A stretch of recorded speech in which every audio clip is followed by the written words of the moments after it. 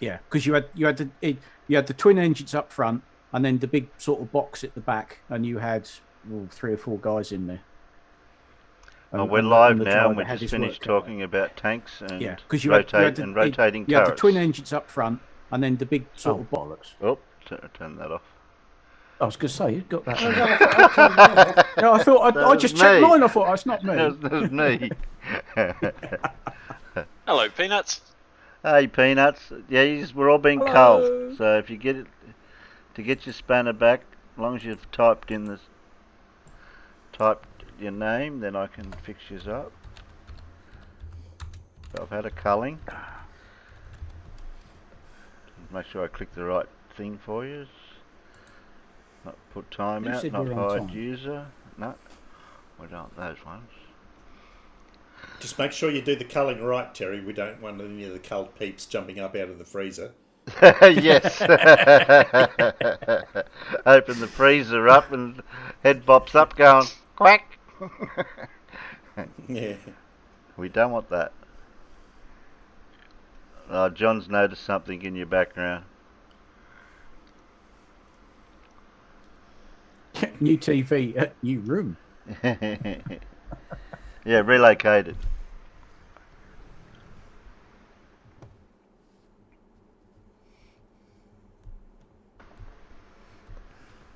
Oh. It's a Carl. No, I said your name, not my name. Righto, dear. Carl. Smarty pants. So, did anyone guess the clue? I didn't even get to read that. I never saw the clue. I never saw the clue either. Yeah, So- Professor Phil Bell got it, and Oh, here Sam we are. got it too. So, the greatest Western mathematician of the Middle Ages introducing the modern number system to the West, thus enabling science, math to flourish. Fibonacci. Fibonacci. A Fibonacci. Right, yes. Yeah. AKA Leonardo Bonacci.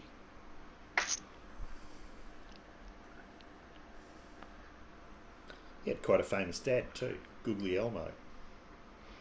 Ah, Huh? who knew? Obviously pulled it. So, what have you been up to, Monk? You haven't been on for a while. Did you have a holiday? Well, I have actually been on leave, but back to work.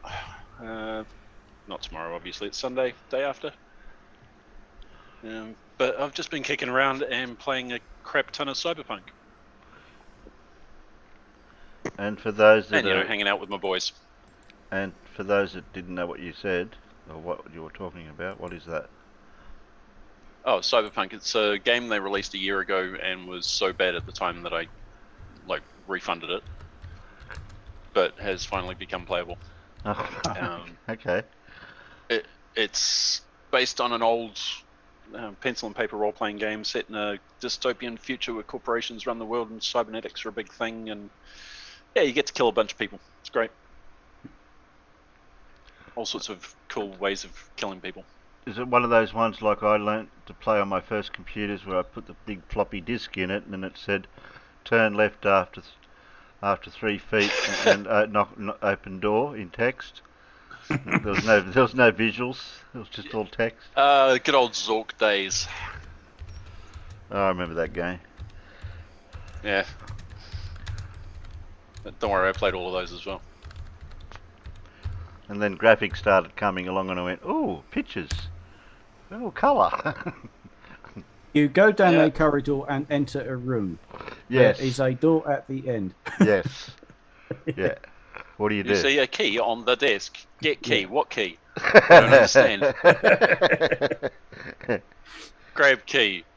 That's like Friggin- voice activation in my car. I tried it the other day. I thought, oh, just give Mum a ring. So I pressed the button and said, call, and then whatever address, and it said, demist on. Yeah. Both screen heaters came on, and there's a button you can press, and it sends everything up to defog the front screen. It's like, no, I didn't say anything like that at all. I'll do it manually on the phone. Well, that don't bloody work then. So everything Clarkson used to take the piss out of Yes, is true. true, yeah. Great. I've got voice activation, and it's useless. Yeah. I'll press the buttons instead. It's easier. Yeah. Well, at least it only did that. Yeah. Demist? How'd you get demist? Any? Didn't miss any peanuts yet. No, that's all right. It's still going. No, I think I've got everyone so far. Let's just double check. Cliff Barnum, I've missed. Quack, quack, quack.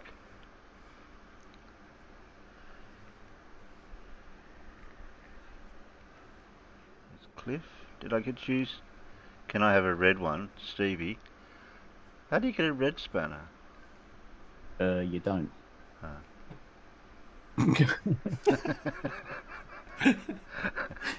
Yeah. It's like the old Model T Ford when it first came out. You can have any colour you want. As long as it's black. Black. Well, it made sense, to be honest. It just crank them out. You've just got to paint them all the same colour. It's a piece of, yeah. But that was never ever true of the Model T. No. It's always available in a variety of colours. About 3 or 4. Not it's a lot. one of those urban myths, isn't it? That's Yeah. sort of lodged in everybody's heads.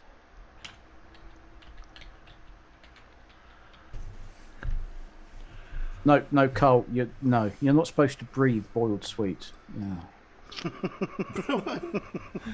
Lungs are not set up for that. No, it's bad enough when you try and breathe a cup of tea. Feel like you're going to drown. Coffee, I think, might be worse. Well, yeah, but I could be either way. wrong. Oh, it's gone down the wrong hole. Yeah. Okay, Lungs are mostly not for drinking with. Okay, Jezza, what size? Ring spanner, open-ended. No, what size? Not what type. 13 mil. No, 10. Everything. Yeah, I was just going to say 10 mil. Everyone loses the socket. What size spanner do you want? Yeah, Well, 10 obviously mil's a always 10. missing. It's what you start with, then you go, oh, actually it's an 8. Every spanner set should have about half a dozen 10 and 12 mil spanners. Yeah, 10, 12, 13 and 14. Well, I have a set. I've got a bit of wood on the garage wall with nails hammered in it, so all the spanners are hanging up in the right order. You can see when one's missing. And then if you look in the Drill My Toolbox, you'll find duplicates, triplicates, specially modified ones, you know. I think somewhere there's still a set of imperial size spanners, but I think mostly these days you kind of need 10, 13 and 17, didn't you, for most? yeah, 17, 19 and 21. And if you're getting beyond 21, that's fairly rare. Depends what you're doing. I think anything on my bike is bigger than the 21, except for when I did the clutch. I know I can pull the wagon apart with a 1/2 inch and 9/16. Yeah. And you know, if you can't find a 10 mil, a slightly worn 3/8 will do. Yeah, that's why it pays to keep some of the old imperial spanners in a separate box somewhere, because you just never know. Yeah. I mean, I have to be careful with the Allen keys, because obviously over here everything's metric, but all of my paintball gear is American, so it's all in imperial. Yep. So you need both sets and you need to keep them separated, don't you? Yeah. Well, to be honest, I try and keep all my imperial ones with my paintball gear so that they don't get muddled up. Because anything I'm doing here that isn't American, it's all metric sizes. No, you didn't lose your spanner, Judy. I did a culling. Everybody lost their spanner. Yeah. So then she did lose her spanner, but everybody else did too. Yeah. As Alan lost his keys. What? Doris says, has Alan lost his keys? Wow. Allen keys, no. Oh. Well, no, of course, Philip still has his screwdriver. It's okay.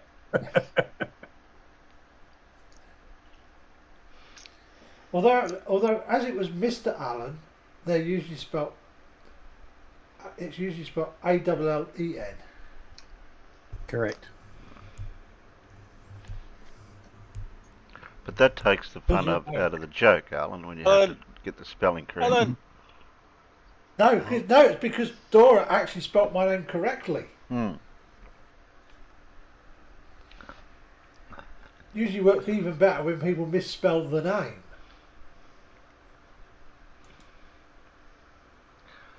It was not as bad as me, Alan, with my last name. I don't know how many times I've gone into shops and that, and they're telling me last name, and they go, how do you spell that? Or they write it down as IS instead of ES. That grinds my gears, that does. It'll be ready for you in just a minute, Mr. Davis. Oh, it's got an E in it.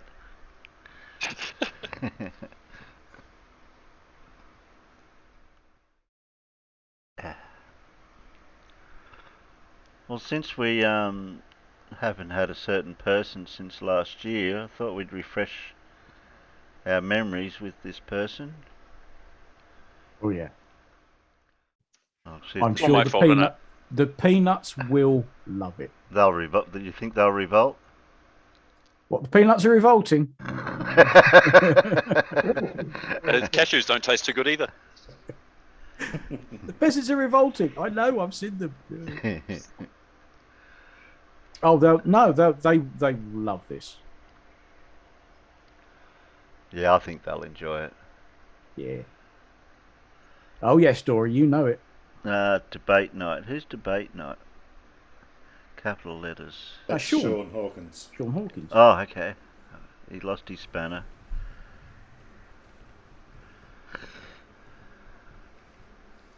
We don't want an angry Sean. Oh no. No. Okay. Here we go. Have you set it to Lindsay speed? Oh yeah, I better do that too. Lindsay Yeah. speed, Lindsay speed. It's 1.5 or 1.25, wasn't it? I thought it was 1.25. You think it was 1.25? I think. You think? Yeah, it's been a while. Yeah, it has Well, been. we'll see no, won't we? Yeah, I think we tried 1.5 and it was a bit too quick. You mean we couldn't Well, understand it's already a fire hose of bullshit, so... Yeah, we can't understand yeah, him at any speed, so what's the difference? Well, maybe we'll achieve the Doppler effect. It's like the Doppler effect, but it's when dumb ideas come at you really fast, they seem smarter. Oh, okay. I mean, you can't set it too fast, Terry, because remember, New Zealanders already leave half their vowels out. Oi, I resemble that comment. The ex-New Zealander. Yep. We need a P word. Press play, please, Terry. Proceed. Oh, I was going to go with procrastination, but never mind. Too late. No, once you press play, we'll get procrastination. Procrastinate tomorrow. Yeah. Trust me, there will be procrastination aplenty. Welcome everybody. This channel is Flat Earth Philosophy because we talk about a lot of things. Philosophy, religion, Flat Earth. That's about it. See, that's a lot of things. I was going to say, did he either run out of fingers or he run out of things what he could talk about? No, I think his brain stalled. Yeah. Alleged brain. Can't make the connection, but I'll give you the Flat Earth version and you can go make the connection if I don't make the connection. But today we'll talk about a little bit about religion, and it's to do with this, the Dead Sea Scrolls. But first we'll just go over a couple of things I've mentioned in previous videos. People haven't quite got their head around, or maybe the Flat Earthers following me would have. But I go and post certain things on, there's two Flat Earth sites. There's Flat Earth Debate and Flat Earth Friends, and they're both organised by Globus and science wannabes. So you put something on there, they'll jump on you like hyenas, do a bit of raw flesh, and they're ignorant as anything. So you start getting hot-headed with them. I've been put on 7-day Facebook jail because I called this guy a snowflake. He called me a retard. Because I explained to him how it all works, how the flat Earth model works, and they just can't handle it. So I'll just run over it. So this What, is even flat earthers think he's crazy? showing the What a difference between surprise. the globe model and the flat Earth model. In the globe model, we have the sun in the centre of the universe and the planet, third from the sun, out here, spinning around, Third rotating rock from the around the sun. sun. Annual trip around the sun for a seasonal change as it turns. And turning 360 degrees for a 24-hour day. Flying through La La Land, going nowhere for no good reason, forever and ever. Flat Earth model is, it's There has flat, to be a reason. like this, centre vortex. So the centre vortex starts at the centre here and spreads out all the way to the tropics. So that's the northern sky rotation. Then you've got the southern one out here. Well, at the point back in here, or up in here, we have the sun and all the celestial bodies tucked in there, once known as the tree of life. We cannot see because it's outside of our realm. So we have the sun projecting from there, It's darkest. and this whole thing turns because the sun is tucked into the Milky Way and it turns 24/7 like this. And it sends out the frequencies and they come across our arc of horizon. Every man has his own arc of horizon.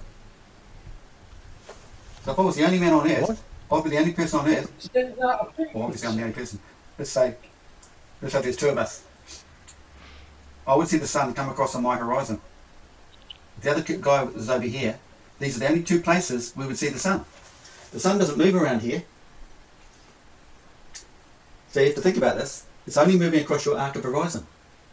This turns, so it sends a frequency out all around, but you don't actually see a sun until it's on your horizon. It's on your arc of horizon. It's a focal point. And it comes in our arc, and it's all perpendicular to the observer. It's due to our eyeballs. So let's say if you're magical and you can step outside of your arc, Keep using that word. it would be nothing. Do not think it means what you think it Everything means. exists around in your Quite. arc. The sun moves over your arc. It's based on frequencies and this light spectrum within your arc. Think rainbow. Because there's 7 layers up there, and through the 7 layers of the colour spectrum we see the white light. It's the focal point that comes across our arc of horizon, comes into our horizon, leaves our horizon. It doesn't do any turning or any magical stupid stuff like the spinning ball. It just turns back there. We don't see anything back here, but it is all protected from back there, only appearing in our arc of horizon. Like I've said before, you can figure this all out through celestial navigation. Old school stuff, like 150 years ago, 200 years ago. The modern stuff, they've hidden a lot of stuff and they rewrite it a different way. You're going to bring the sextant into They it start now? telling you to work out, you're up here and measure back to the centre of Earth and all this hoo-ha. When all along you're on a plane, a flat plane. So, okay. So there's spinning ballers out there. You can't see the sun back here, but that's where it's projected from. You can't see the sun out here, you can't see the sun out here. You see the sun coming across your arc of horizon. If you started moving your horizon 1,000 miles an hour west, you'll keep the sun on your arc of horizon. Otherwise it's going to pass over.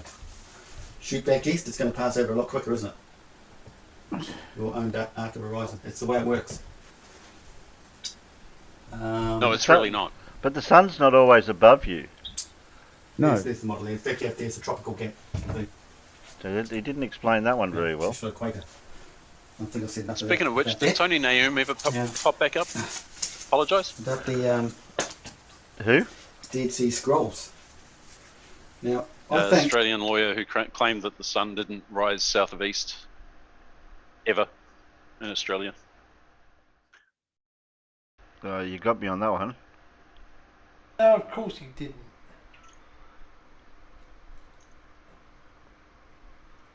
An Australian lawyer. He had a big yelling match at MC Toon, and then called him all sorts of nasty names.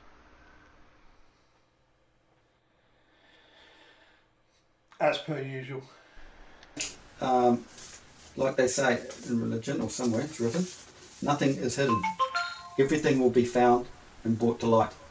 And I think over time, man's consciousness, his state of intellect, causes him to find these left treasures.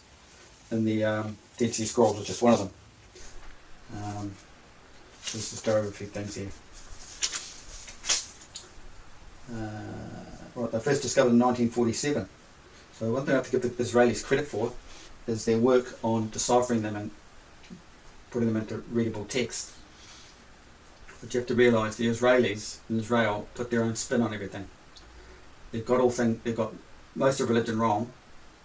They've chronologically tried to, tried to put the Bible in chronologically, and it's not. There's no chronological time frame. They're all different stories from different people. But the one main story that we all get taught, the one we all like, is the one about Jesus, right? Well, he's not the only one. They've just used him as an example. But right through the Old Testament are stories of all those different people who have gone through the same thing. And they go through their psychological battles. This is what all the war and all this scaremongering stuff is all about in religion. When it's written in text, it's not actually anything physical. It's spiritual. Battling the good and bad. As the Dead Sea Scrolls say, something like men of light battling men of darkness. There's the dark side of you and the men of light, son of light. So this is what happens. So they couldn't find anything about Jesus in the Dead Sea Scrolls. So why should they? It's probably way before the Jesus story came about. It's like he's the one of the most recent stories. It's him and even Allah, Muhammad, and then you could think of that other dude, the Mormon dude. You could say the other later ones, I don't know, but Jesus is a modern story. The religion goes millions of years way back, and it's all referring to the one divine event, man's awakening. His dual system coming into singularity. This is the thing about the afterlife, where we come from. What happens when you die? Do you meet up with your wife up there? No. Because in the real world, we are a single unit. We are male and female. You're not longing for that other half. This is what singularity is all about. The connection, and this means life down here. We are to connect spiritually, and you actually bring them. There's a female that's hidden in your system, and it's to do with the full moon, and they unite, and this creates an enlightenment, human enlightenment. The male and female make a connection, a spiritual connection, because, like I say, back in the real world, back in the place you don't know of, place of dreams, thought, ideas, place where we come from, where Earth is created, in the middle here, is a single unit. But when it's become physical, it's a duality, it's a dual unit. You see a northern hemisphere and a southern hemisphere. Make up your mind. Everything is dual, and the male and female are separated. That's why we're always longing for each Is other. it singular or dual? And at the end of the day, you might have stayed with your wife, maybe not. Hey, try to follow him in 1 minute You're and still then... longing for something. He changes his mind. Yeah. The male and female doesn't quite cut it. Everything It's goes this thing up along. here, spiritual thing. What, We need to make a connection single with. or not? That's what religion's all about. Any minute now, it's going to say And the consider Dead the Sea lily. Scrolls are going on about I mean, Qumran, before he little- was saying there were little two village just down from where they Jesuses. found the scrolls in the containers in the cave, making it sound like a bit of a monastery where they went to get away from the dark forces. But that's just part of their religious script they're reading, and I'll go into a bit of it. So we've got here Qumran, on the shores of the Dead Sea. They shall separate from the world of unjust men and prepare for the way of him. In other words, when you've been enlightened, you want to separate yourself from the drongos, the common man, because they're born into darkness. You are now a man of light, a man of spirit, a son of God, all that sort of stuff. You're actually Israel, not an Israeli, an Israel. The battle between the forces of light and the faces of darkness. Okay, the battle between the forces of light and the forces of darkness is what you're going through. I find it, like whatever it is, that they pick out these verses and then they obscure verses at that, and try to make their own interpretations of the verse. And I've heard of this a lot of flirters and these type of people. They just don't understand what's written there. So And this is basically what all this, the early stories in the Bible are all about. This battle you're having to go through. It takes a while to understand this awakening you're in. Credit to the Israelis, but always the Israelis looking to put their stamp on everything, usually falsely. Now, not the average Jew, they're looking for they're all looking for the secrets to life, the meaning to life. I can give you the meaning to life for free. Just share this with you. They were called the sons of light. I want a refund. They followed their leaders into the desert. They felt their temple wasn't run right, so they left. There's a temple in there anyway. And you leave this dark place. It's leaving Egypt, isn't it? Coming out of a dark place. Egypt is known as a dark place. Moses brings you out of a dark place. Went out of the holy city and went out of the holy city. And the holy city's in here, remember? Restore the true Israel. Isis, Ra the Sun, Elohim, God, whatever. Christian baptism.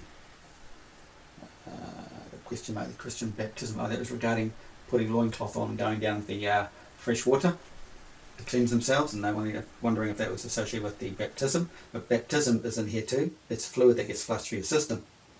It's affected by the moon. It's the water around the pineal gland region. It gets flushed into your blood, red.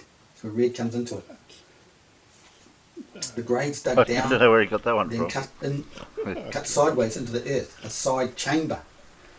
Now they've got drawings of this, and I think that's how they're buried. But this is quite funny. It's funny they got the drawings there too, because this is in northern mythology. What do they call it? Norse mythology, I think it was, and it's to do with the moon. And it's the story of these guys came across Aldrin or whoever it was, and made him dig this hole. Yeah, They were Elming going said for some reason they were going to bury him down there. he's making shit up of the shit he made up. Yeah. But he caught wind of the fact they were going to bury him in there, so he dug a side chamber. And at the right time he yelled out, he's finished the hole, and he slipped into the chamber and they dropped a log down. I think that's how it went.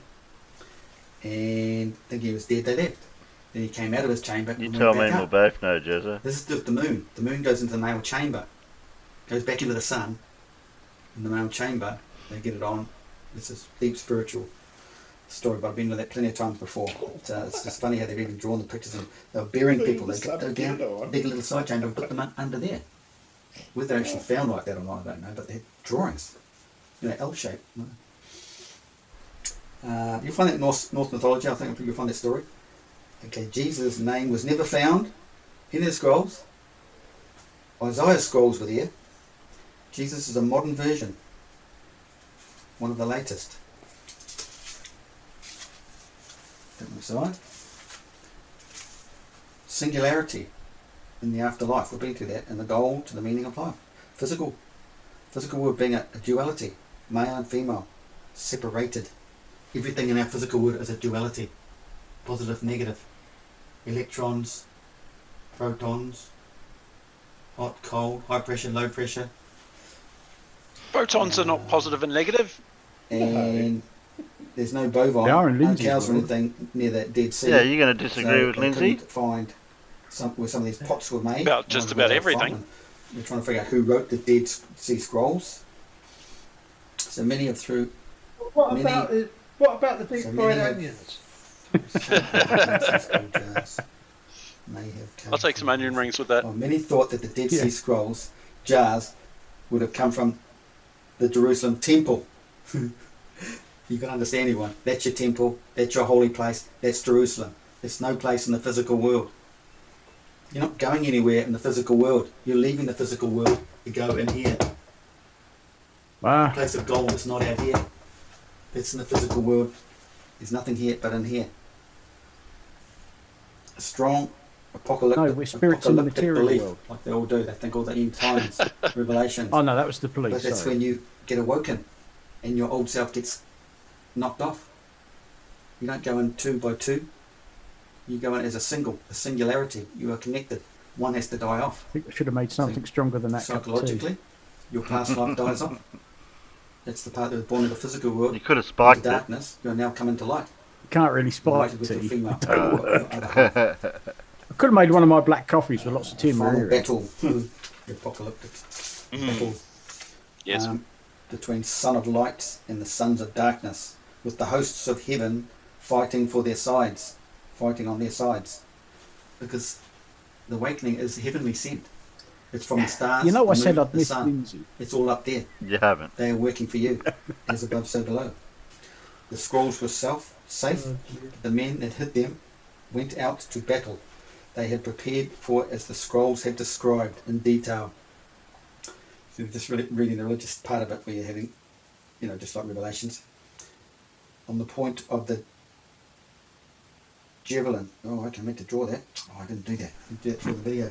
And there's a line that says, on the point of the javelin, they shall write on the shining points the power of God. Bloody spikes to bring down the slain by the singular. Sorry. Number them, mate. Slain You don't by get the lost wrath then. of God. Yeah, I was just going to say, Flaming get lost. blade to devour Yeah, the wicked, struck down by the judgment of God. Maybe you should have numbered these Say, bits of paper so 1,000 you knew men, which order they're in. 7 lines, ranked 7 lines deep. They shall each hold shields of Or just bronze right on one furnished side. with You don't get mirrors. confused then. They're taking this literally as a battle. I've been over this plenty of times before. I meant to rub all that out. Forgot about it. There's 7 layers up here. 7 layers. Look at you at the spectrum, the light spectrum, to see the white light at the top, the sun, in your horizon. So he's given up on the These scrolls are and the ancient 7 text layers now. of 1,000. Back to Looks They're like talking about, let's imagine you're here. Why do I always draw it like that? I don't know. You're down here. 1,000. All coming back to you. You're Why at the 1,000? horizon, 1,000 what? sun, whatever. It's all coming back to you. You're the zenith of this arc of horizon. 7 line deep, ranked 7 lines deep. They shall each hold shields of bronze. Every one of them gets the whole 7 layers. Bronze meaning maybe copper and iron. Copper and iron is basically ionization. Maybe that's why science calls this the ionosphere. What do you reckon? I don't think metallurgy There's exists. separated also. layers. And there's fine particle minerals up here anyway. Fine mineral particles. It's copper and tin, you numpty. I know, that's what I tried. That's why I said I don't think metallurgy is his forte. No iron, just Cornish tin and copper from wherever. And iron. The copper is electrically, conductive, isn't it? This is all electrically conductive. Furnished with mirrors. No, Well, how Yeah, many just times like did we all talk about metals. mirrors? The whole Yeah. atmosphere is a mirror. It's all mirrors. It's all mirrored back at you. Reflections. These bronze could be even representing the stars, but it's several things. There's the layers. I think he's ionization just of the making atmosphere. this bit up as It's all he goes. related. Copper. As usual. So on the points of the javelin, so I'm calling these the points of the javelin, see? Points of the javelin, coming back to him. The points, all the points. The points of the javelin, they shall write on the shining points the power of God. And sun is basically connected to the God. Bloody spikes. Or, they to could bring just be down putting magical runes on their weapons, you yeah, complete idiot. and slaughtering other people in the name of their deity. Yeah. Yeah. Which is what you do. Of course it was, because that allows you to take slaves and stuff too. Well, especially the young women who have never lain with a man. Exactly. It's all in the book. Outside of the tribe. Yeah, but Oh my why goodness. read out those bits when we could just cherry pick these bits and make complete nonsense out of it? Slain by the wrath of God, because it's God who decides who gets the awakening.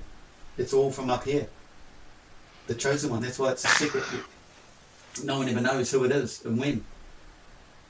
It's just the planetary alignments, all to do with the zodiac sign. 9 months after his physical birth is when things align. But there's another higher ranking How many zodiac signs are there, Lindsay? period than that. Depends on who you Moving ask, on. actually. And Yeah. The scrolls were safe, but the men Well, I always, when I found out, I thought it was 15. Unless there's more. There's 12's the standard accepted one. Mm. There's a couple that have 13. Mm-hmm. Yeah, it depends on the zodiac. Okay. and you read that? Singularity?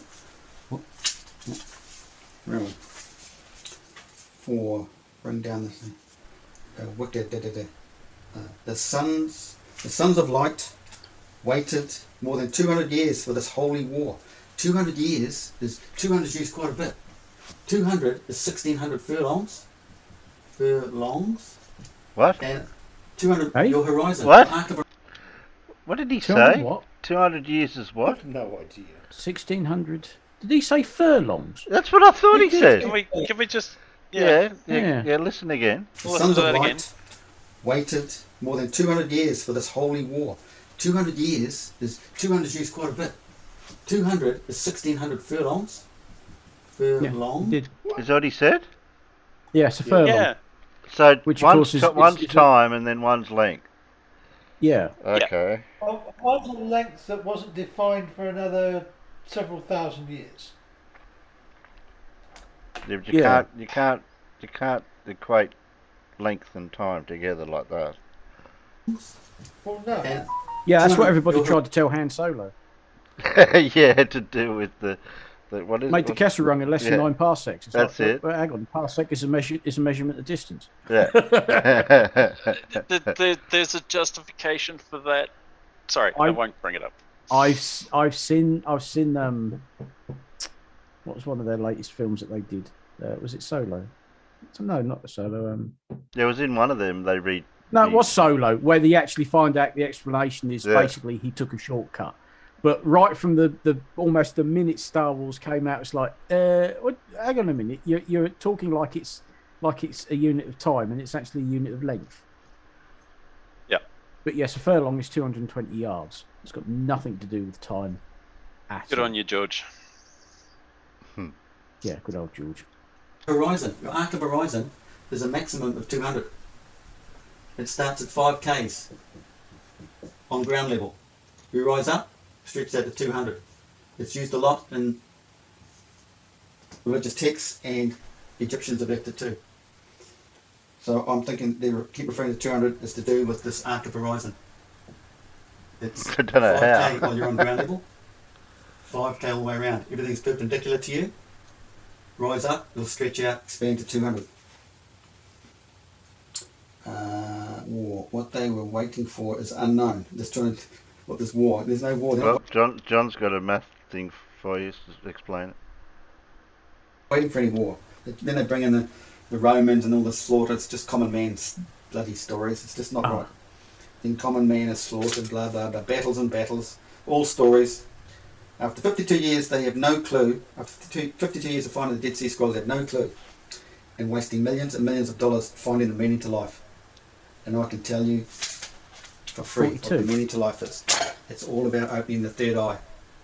It's being in the right. Was he saying that they were spending money to find the Dead Sea Scrolls to find the meaning of life? That's what he seems to be alleging. Yes. Conscious state at the Very right bizarre. time, you become lucky. Yes, Dora. And if What- we don't what wake did up in the they do? physical at this time, we get another chance. This is what recycling is all about. Reincarnation, till you wake up. That is the meaning to life. But you just got to be a decent person here and here, not just here on the face.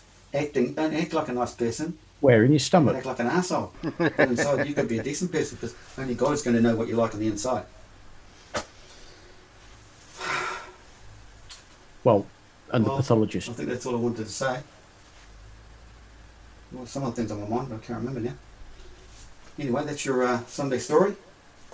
Yeah, God bless. 27 minutes and 13 seconds, Lindsay. Time's up. No, it's not. There's one other thing. Oh, but wait, there's more. He's got He's got less than a minute. Mate. yes. Okay. Commenting on my remarks. Now I'm blocked for 7 days. I can't get on there. But they always start going on about, oh, Where's he blocked? aw. Facebook. Facebook. Oh, I'm not how do you I get wonder blocked from why. Facebook? That seems. For spouting They bullshit. know your stuff. Apparently, but he said it earlier in the video. It was about having a bit of a verbal disagreement with somebody Oh on a yeah. flat Earth site. These days, just call somebody else an idiot. Oh, that's right. He said retard and they- whatever something was said. Yeah, but it's really it. Given the level of snowflakery around, it's really easy to get a Facebook ban because literally call somebody an idiot and that's harassment. Sorry, Yeah. call somebody an idiot twice and it's targeted harassment. Wow. Yep, that's how bad it's But got. what if you are one? I'm not harassing him. I'm just labeling him accurately. Yeah. Yeah. Yes, I'm Doesn't not being matter. insulting. I'm just making a statement. Well, if you look like a duck and walk like a duck and sound like a duck, Might be You're in the frozen freezer. duck. you're in the freezer.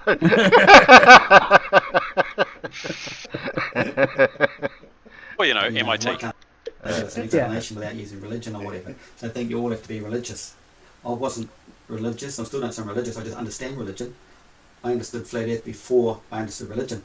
Because the funny thing is, once you start understanding how the whole thing works, you find it leads you into reading some religious stuff or ancient stuff, philosophy, whatever, and it's telling you the whole story. It all adds up. So,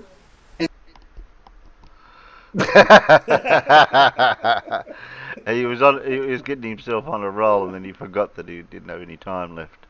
Cut off in his prime. Yeah. Terrible. If only. Yeah. Imbecile. I could see that coming. Okay. Carl got banned from. Oh, God, I wish I believed in time travel. I've got a time traveling joke for you, Monk. Oh, go on then. You didn't get it. Yeah.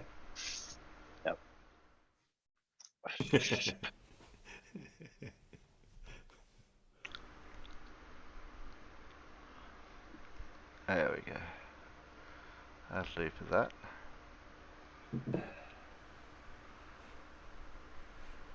Quack. Cliff goes quack. Farmer, can you go make me a coffee so I don't have to go into the kitchen to get it? Again. I've just been down there and made a brew.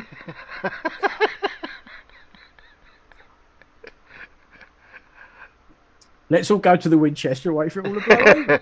Exactly.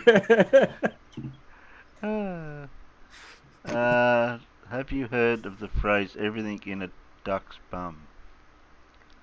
I'm not saying I have. No, that's No, I haven't heard of that one. that's a new one to me. Yeah, it's a new one on me. I haven't heard that one. It's an old one. I know that there is some One that's sayings not that very, used very much anymore. yeah, I know there is some sayings that New Zealanders have inherited from Australia that we lost years ago, and some of them are still said over there that I've heard. That go, yeah, okay.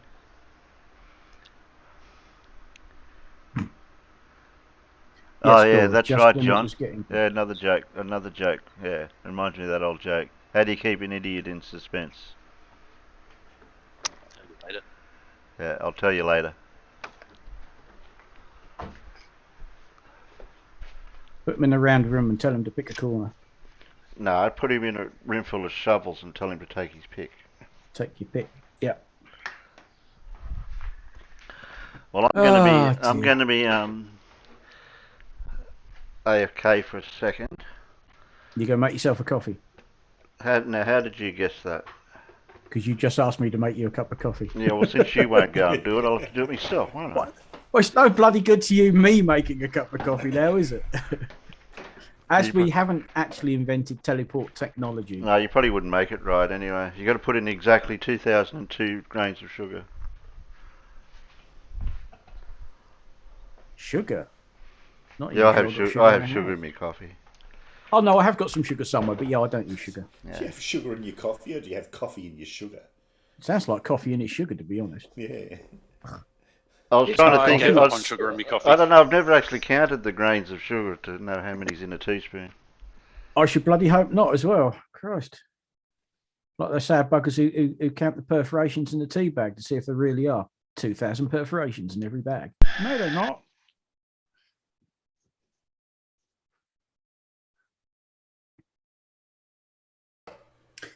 Yeah, I think you've set people off now. Well, go on then, Spooky. Go and make yourself a cuppa.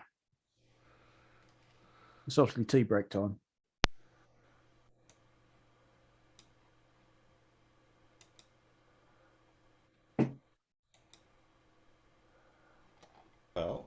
to give you some exercises to do for the break then. This is As all long the as it's not exercise physical. only. Yeah, this is as heavy as it gets. I've got the chest exercises to do. Where are we? Screen 2. There you go. Oh, Yeah, I can't quite manage it. my chest isn't that big. No, neither is Am mine. I, am I missing out random on fact that- something?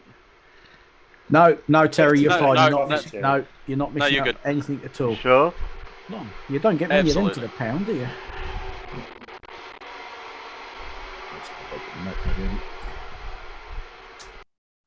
Tell me when you're back and ready for the quiz, Terry. Well, I'm here in spirit, however you want to put it.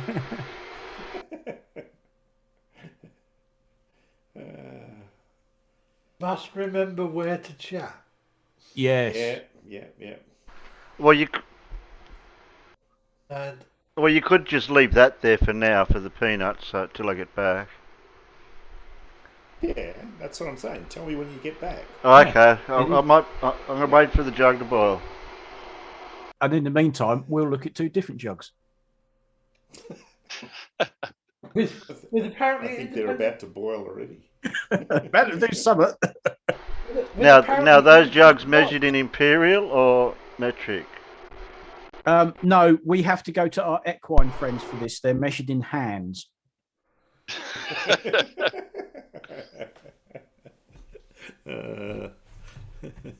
I'm on fire today. You are. I'm just trying to breathe my tea. You're not drinking boiled sweets, eh? Well, at least this was a liquid and not a boiled sweet. Yeah. Oh, that's better. Gosh.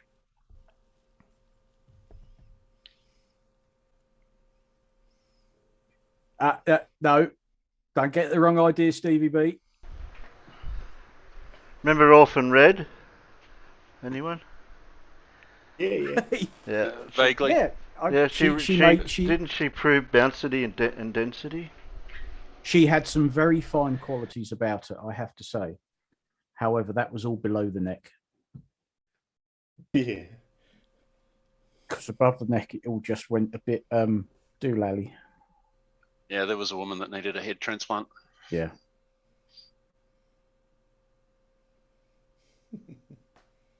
If you go back further, do you remember Orphan Blue? Yeah. No, I didn't quite know that person back in the blue days, in the blue period.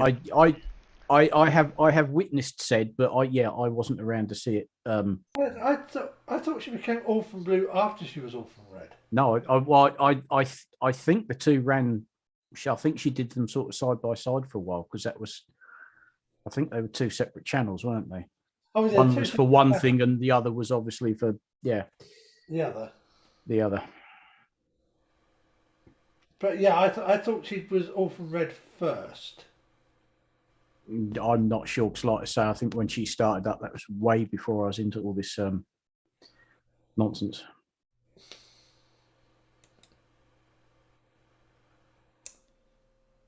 Are we ready for the quiz yet? Or are we still waiting for Terry? We're still waiting for that. I'll tell you how weird things are. I thought it was about 4 years ago that I challenged Multi Tom Tom to talk to me about electronic navigation aids. Seems it's not even quite 3. Blimey. Haven't seen him around for a while.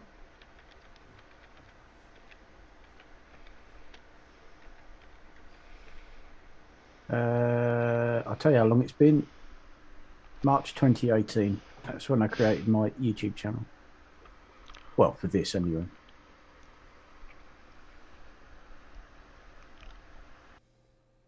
Have you been Mandela'd? Dora wants to know, Alan.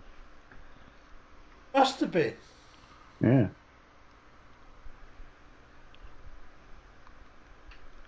Well, I think everybody's saying they're ready. Nice. Good. Well, I typed in the peanut gallery. That's it. Yeah, and you're getting ready from. So that means All I must right. be. Bed Spooky's ready. That Yeah, means go I for it. must be here looking at. We have a Right. naked Montoya in the. We did Oh, have. yes. We did have. Oh, you're taking care of it. All right, we're back to the usual hard science quiz today. Well, Oh. there are some in there that I think you'll get reasonably easy. Okay, question 1. Usual format today. A language from this region is often transliterated with the Wiley system. What language? What region?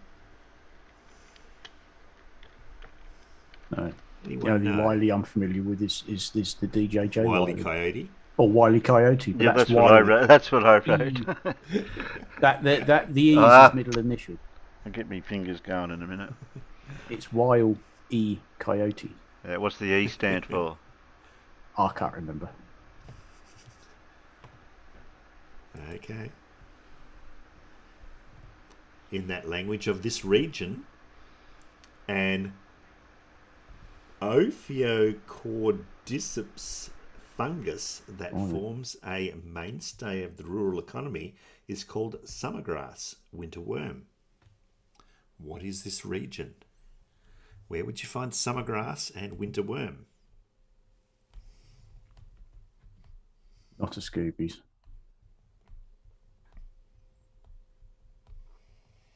No. Painters from this region originated elaborate cloth artworks called thankas. Do you know what this region is?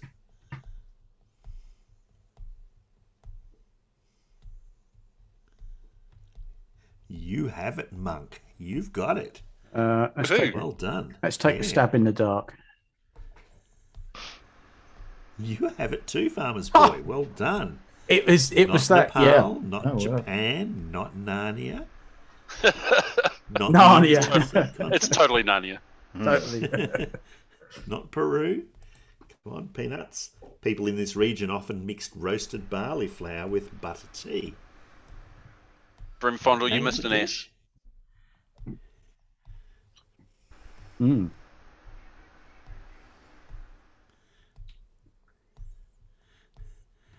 Dora. Finally, yes, well done, Dora.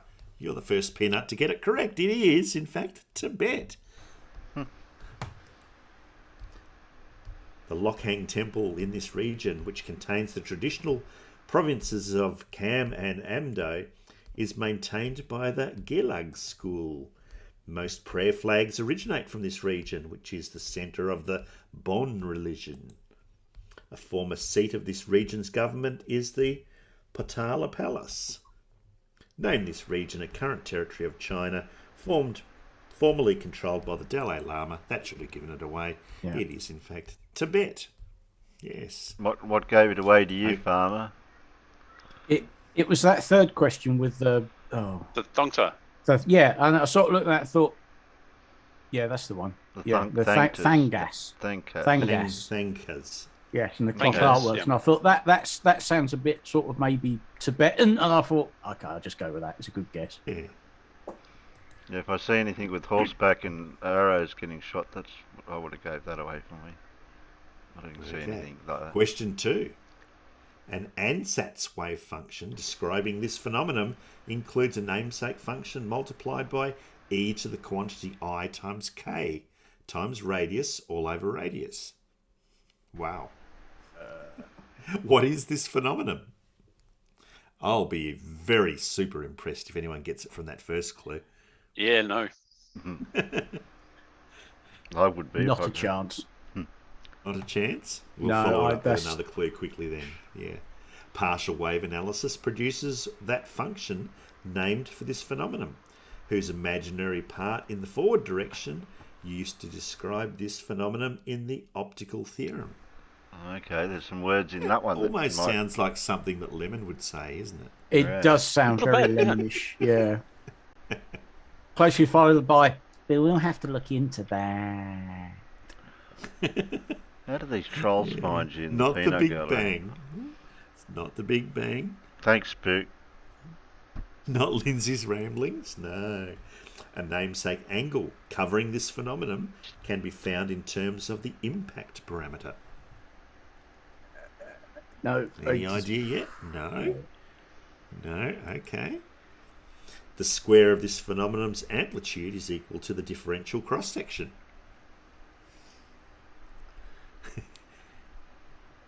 It can have something to do with light, LB, but it's not only light. Any chance of a larger font, please? Oh, next time I will, John. I can't change it on the fly now. Planck's constant over the product of electron mass and the speed of light gives a wavelength that governs the magnitude of a form of this phenomenon named for Arthur Compton. That should help enlighten what this is. Oh, Arthur Jesus Compton. Christ. What was he famous for? I can't remember. I know it's in my head, I just can't get it out. Bang your head on the desk a couple of times, Alan. It might shake it loose. I'm not going that far. Okay. Particular phenomenon that Compton was pretty famous for discovering, or experimenting with. The Compton furlong. Wavelength even. No. Name this phenomenon: the deflection of one particle by another. Deflection of a particle. Well, I mean, it sounds like. Let's just. Yeah.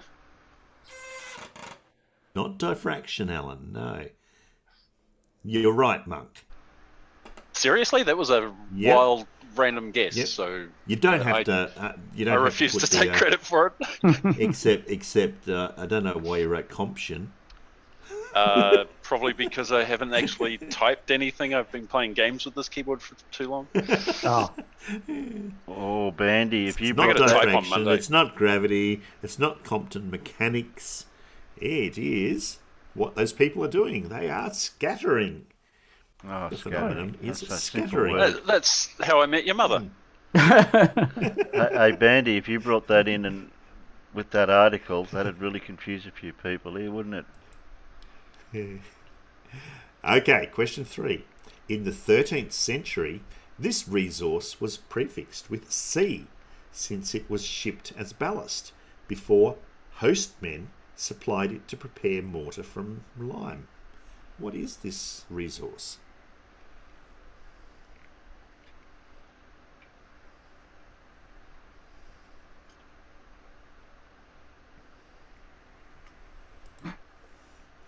Early supplies of this resource came from areas like India's Ranagani, Silesia's Lawozno, and Belgium's Borinage.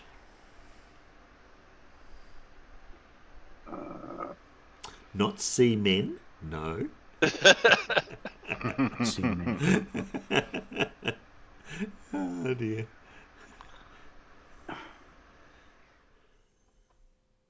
Not cement, no. Not salt, not sand. A Joseph Skipsey poem honoured workers who died collecting this resource in the 1862 Hartley disaster, which was similar to the 1966 Aberfan disaster. Oh, What was this resource? No, that's not right, Farmer's Boy. that's what the Aberfan disaster was.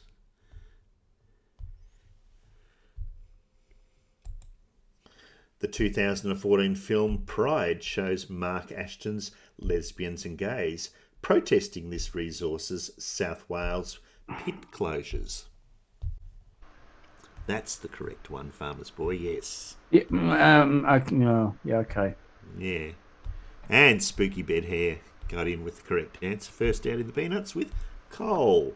Humphrey Davy invented a lamp to prevent fire damp during the extraction of this resource in Newcastle prior to its refinement by coking.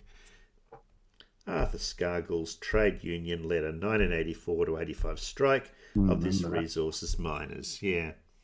Steel and what fuel named a precursor of the EU? It was coal.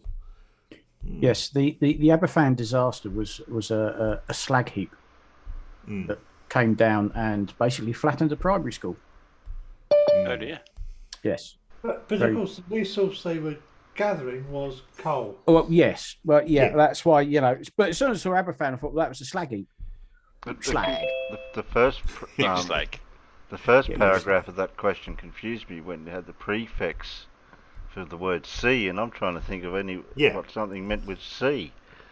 Well, they used to call it sea coal. Okay. Yeah. A painter from this movement, this is question 4, a painter from this movement may have imitated Hebrew script in a series of about 40 little images. What movement was this? What painting movement was this? Okay, I'm going to make How well do you know your art? Not at all. And Not what at all. movement? I'm going to make a complete stab in the dark. Okay. Not impressionist. No, well, here we go. Right, what other movements are there? Another painter from this movement, who included 2 number 100s in the middle of the painting, Eden, is best known for a painting inspired by a trip to Nova Scotia. Doris said finger Not painting. pointillism, not finger painting, no. Not abstract surrealism. It's getting close. Oh, blimey. Blimey. Not impressionism, no. 18 artists from this movement who opposed an exhibit on painting today were labelled the Irascibles. Not progressionism, not dado, not paint by numbers. A technique based on diluting paint with turpentine called soak stain was used in the painting Mountains and Sea by this movement's artist, Ellen Frankenthaler. Not Frankenfurter. No. It's all over. Not realism. Not literalists. Lee Krasner was married to an artist from this movement who included detritus-like cigarette butts in his work, Full Fathom 5. Oh, it's got to be something like pornography. this, right?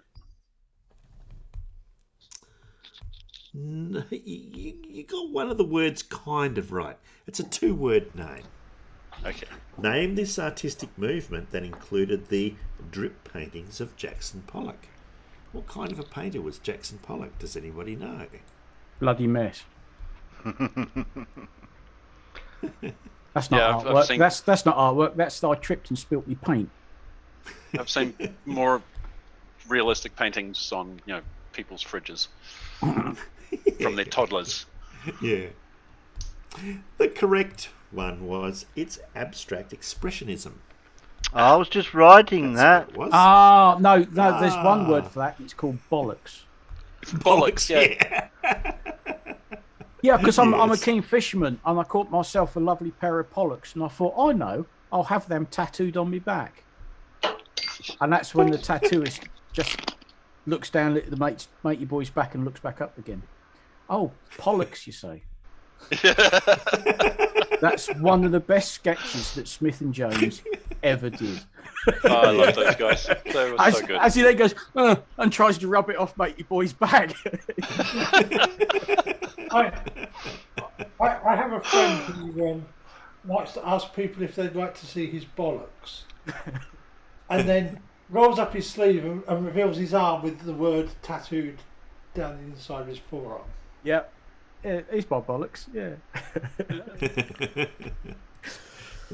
Oh, Question 5.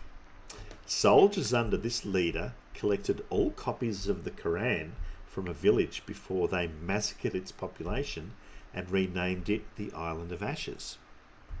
Who was this leader? I missed out if you mentioned who got it right the last question. No one. Sean got it right back.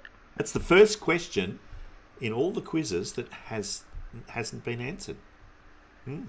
No, Sean had it. Yeah, Oh, did he? Sean Hawkins did it. Okay.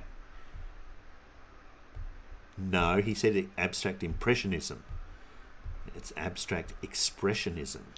Yeah, no, you got it. All right, clue number 2. Artists killed under this leader are highlighted in the documentary Don't Think I've Forgotten. Who was this leader?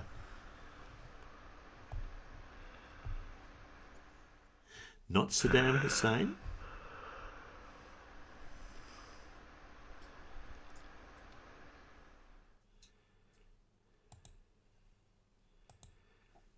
This leader was a member of the Isaac organisation that later opposed the Sankum. Who was this leader? Not Dengus. Dengus Khan. No, you got to say it properly. Who's Dengus? He's the brother of Genghis, is he? It's Star Trek. Not Quatermain? No.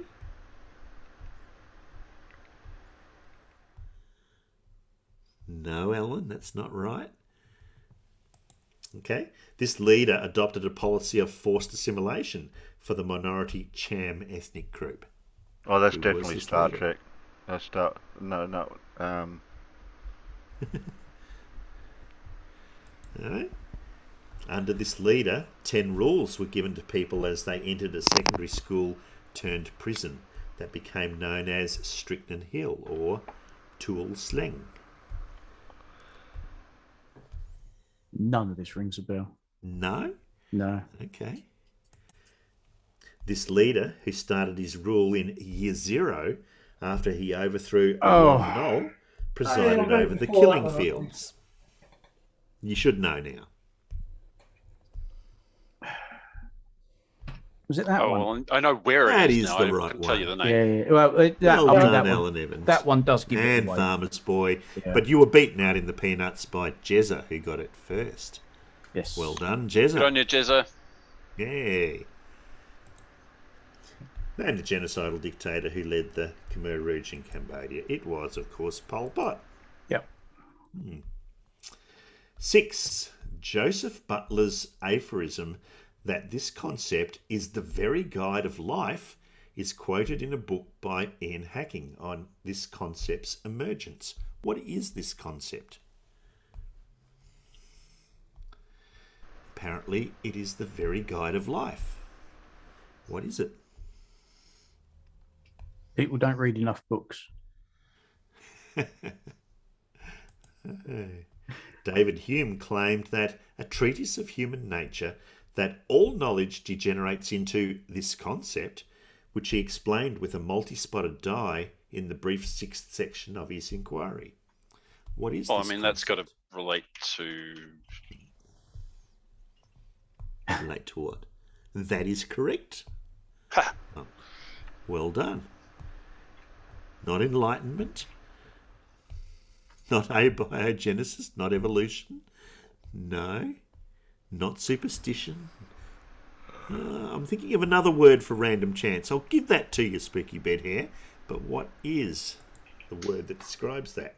Issues that arise when assigning this concept include the Sleeping Beauty problem and the sunrise problem. Not chaos. Not the Renaissance. Not the butterfly effect, Alan. No. Milk, no sugar. Not anarchy. No.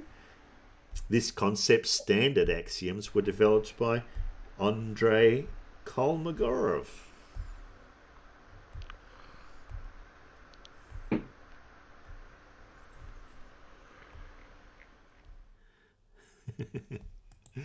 No. A positive value for this concept combined with an infinite conditional gain justifies belief in God, according to Blaise Pascal. He's wrong. Exactly. Not logic? No. It's a word that starts with P, peeps. Come on. Bayesians place a prior on this concept and update its value in accordance with their degree of belief. Not divergence.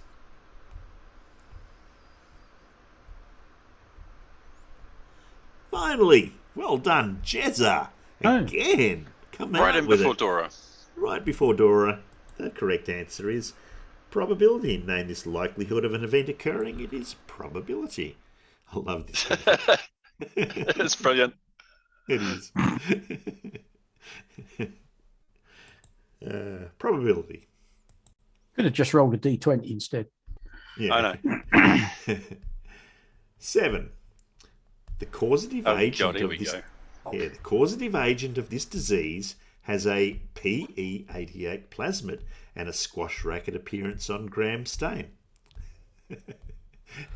What is this disease? I don't know. There you go. That's as close as I'm getting to an answer. That's not mad cow disease, Monk. No. Okay. Anyway, that was bovine spongiform encephalitis. Yes. Yeah. Also known as mad cow. Silly moo syndrome. Silly moose syndrome. Yeah. Mad cow, and I'm not talking about the. Here's another few eliminations. It's not meningitis or diphtheria, but a toxin that causes this disease is conjugated to a polysaccharide to form a vaccine to Haemophilus influenza. Anyone know what the disease is? Not ringworm, not prions. No. Not diabetes. No. Classic symptoms of this disease include a pisthitonis and rhizus sardonicus. Do you know what rhizus sardonicus is? Nope. It's a sardonic grin. That should give you a clue. Not chicken pox, not measles, not smallpox, not the clap. Oh. You have got it right, Alan Evans. That is correct. When diagnosing this disease, strychnine poisoning has to be ruled out.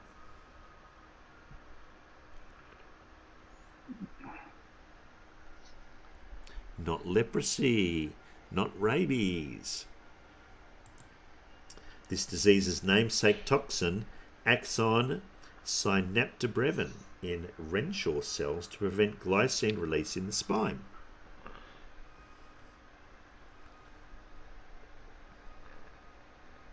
Not typhoid, not shingles.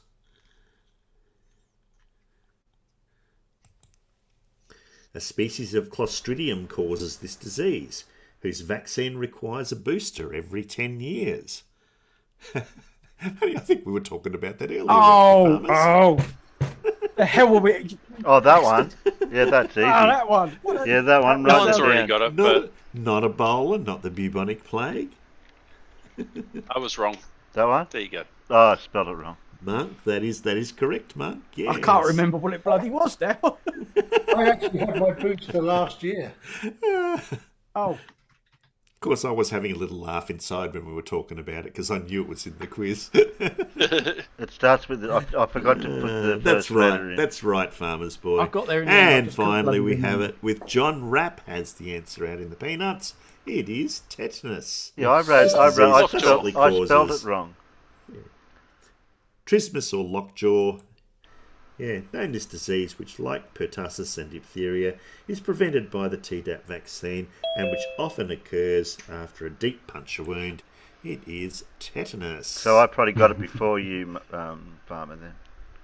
maybe, yeah.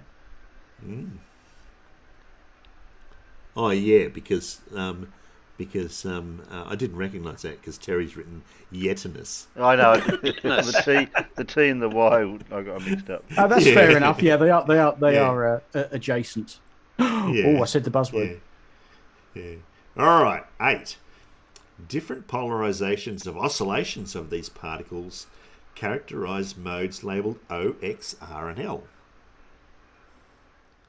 What particles are we talking about? No? These particles contribute a term proportional to the square of the wave number, to the Bohm-Gross dispersion relation. This is a hard one. It is.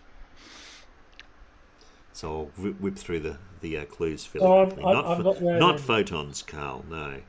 Not quarks. Not mine. Yes, that is correct, Alan. Well done. Not light.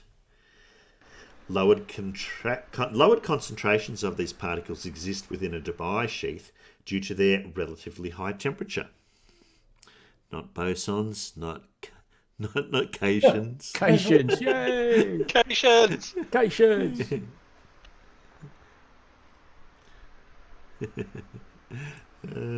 These particles collide with neutral molecules in a Townsend avalanche.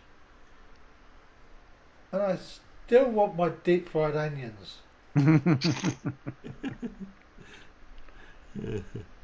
Hot water bottles, no. Not infrared, no.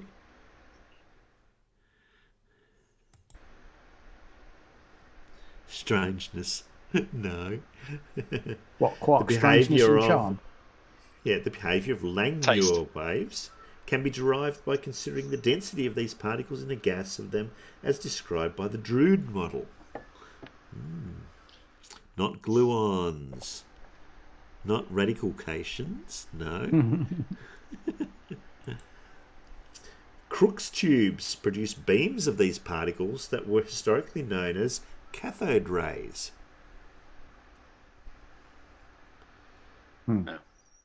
That should give it away.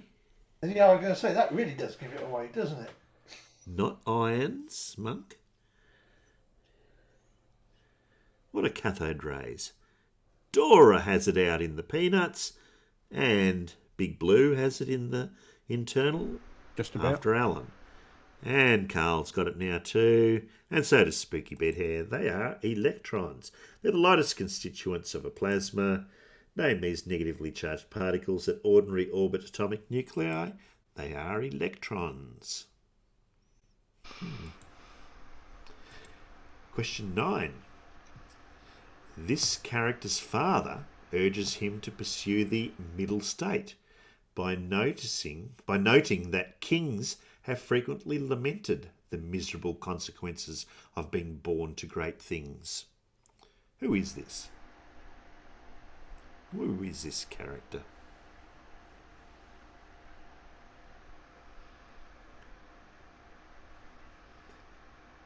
No idea. No?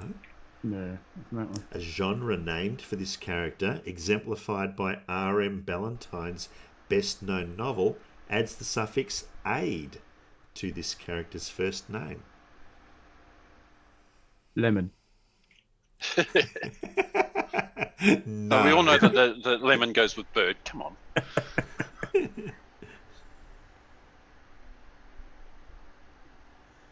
Haven't you It's heard? Prince somebody. No, it's not Prince somebody. It's not King Arthur. Can you get King Arthur aid? No. In the last chapter, this character watches a companion taunt and shoot a sounds bear familiar. as it descends a tree.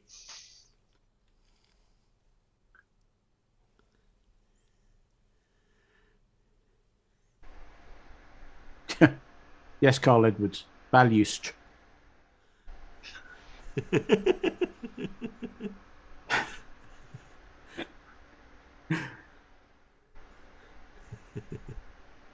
No? This character solemnly observes the 30th of September, a date he carves on a wooden cross.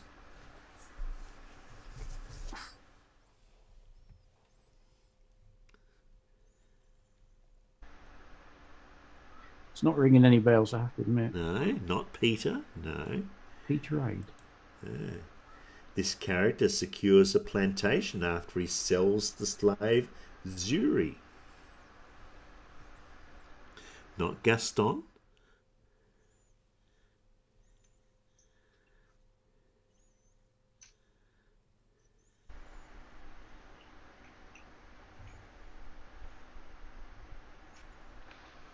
Not Jesus.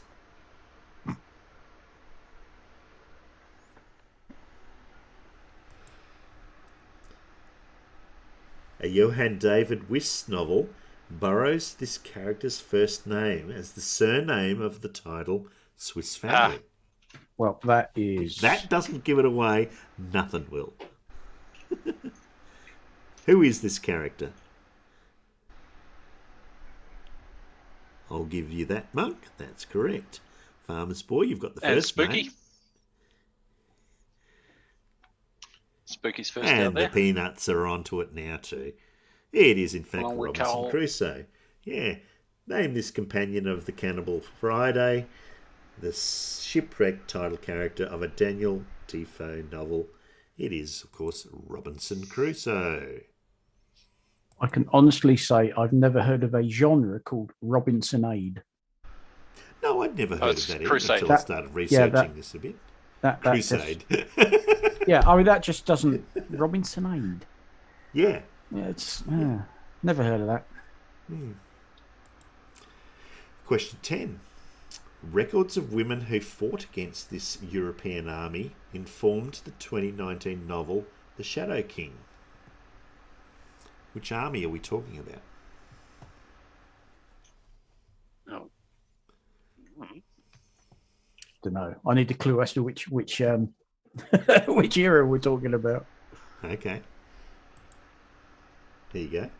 The 1959 comedy The Great War satirised this army, which recruited Dubat and Zante troops for its regular bands.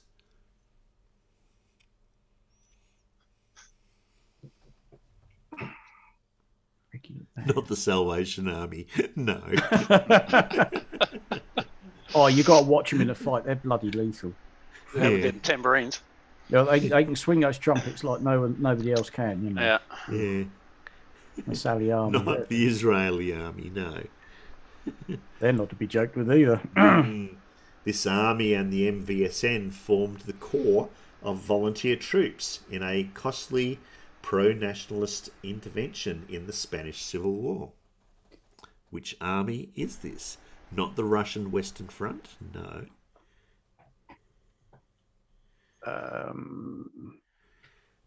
Trying to think who fought in that. That is Not a correct, clue. Alan Evans. Well done. Your first guess was correct, Alan. Not your Okay. second guess. Well, they both did though, didn't they? Not the Barmy Army. No. Paul, that's the thing. Both of those answers are kind of. Yeah. Austrians took 280,000 prisoners of war from this army in a 1970 battle in Slovenia. That's a lot. Yeah. Not the That's one that Martians. makes- Not the home front.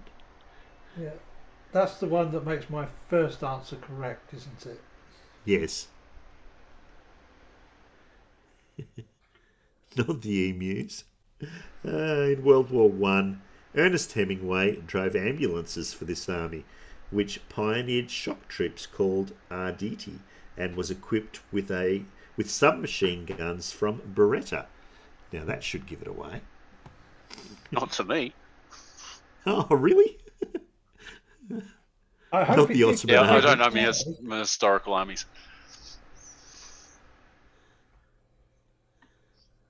Farmer's Boy's got it right. Of course he has.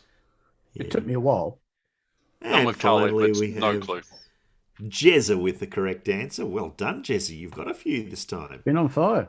Yes, the Italian army. Yeah, this army, which included military police called Carabinieri, lost the 1896 Battle of Adwa to Menelik II of Ethiopia. Futurists like F.T. Marinetti fought in what army glorified by Benito Mussolini. That should have given it away.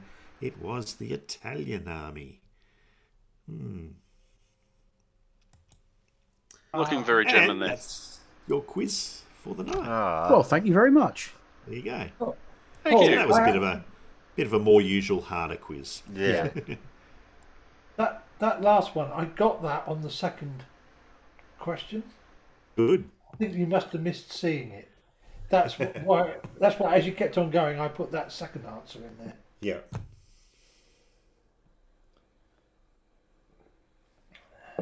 I was trying to remember who else had sort of joined in with the Spanish Civil War, because that's where Germany got a lot of practice in first before Yeah. obviously before the Fun and Games in 1939. Blue gave me the electrons answer. He gave everyone the electrons. Yeah, thanks, Blue.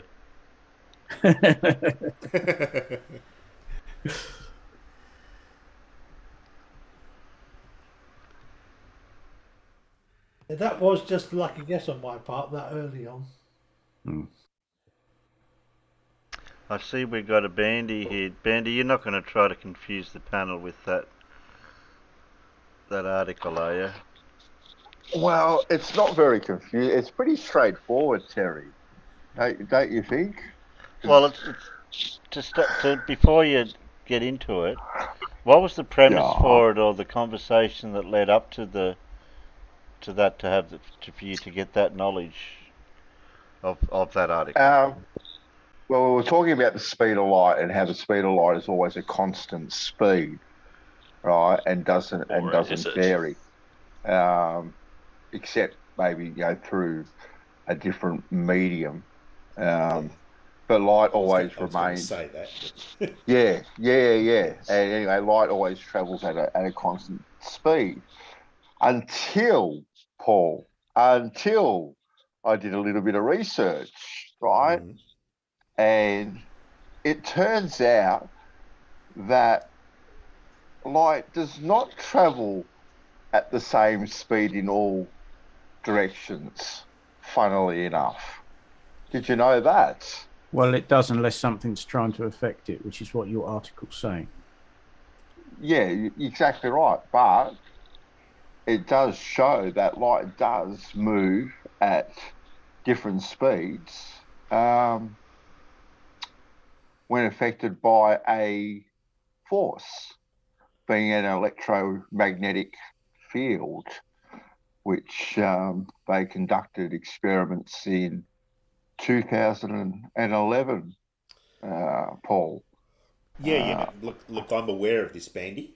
Yeah. That electromagnetic fields can affect the path of light and the speed of light, but the interaction is so weak that the effect is really, really, really, really, I mean, like really to the power of 10.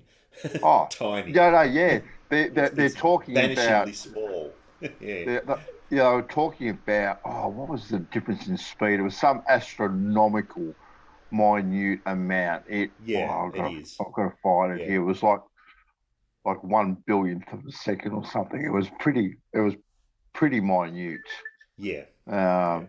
But it was still interesting just to do the Google search, and that they had found that they can affect the speed of light, which open up some other avenues for them as far as measurements of light propagation and whatnot could be pushed even further now that they've made this discovery. And it basically came up about because I think over in Gem Server, Jeremy's been arguing with the crew over there about the speed of light and how it's always not constant. And it's been put to him that his understanding of it, how it's in a vacuum and how the speed of light is constant, it's just taking a different path. And anyway, I just found this article with a quick search, and it's pretty much going in all different directions, but the same sort of distance. And depending on the conditions, they can read a very, very, very minute difference, but nevertheless, I was still able to detect some difference, which I thought quite interesting. Yeah. It wasn't a cherry-picked article or whatever. It was just, I put it in. You've seen the article. It's it's all there. It's a real effect. I mean, like, Yeah. It's something that can be predicted too. I mean, like, because like mass isn't the only thing that bends light. Remember, what, to put it bluntly, we know that mass warps space time, right? And that the path of light will travel along a geodesic in the warped space time. But mass isn't the only thing that warps space time. It's part of the. It's also the stress energy tensor in the field equations that warp space time too, and so energy as well as mass can warp space time as well, and so light being energy can do that. Isn't that kind of entailed in the equivalence principle? Yeah, but the point is that that the light doesn't provide much of a bend in space time. So deflecting a light, an electromagnetic field with another electromagnetic field is a very, very, very, very small effect. In fact, it's so small that most of the time, in fact, all of the time, in every practical situation or every measurement ever made, we just totally ignore it. Well, this is the article Bandy posted. It came from Phys.org.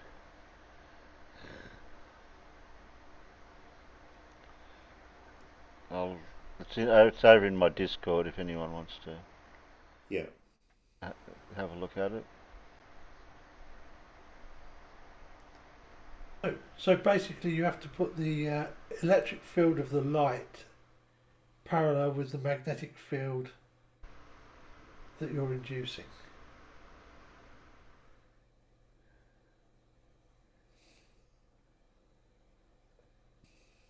Bandy doesn't realise I had to mute him. He was hot micing. Yeah.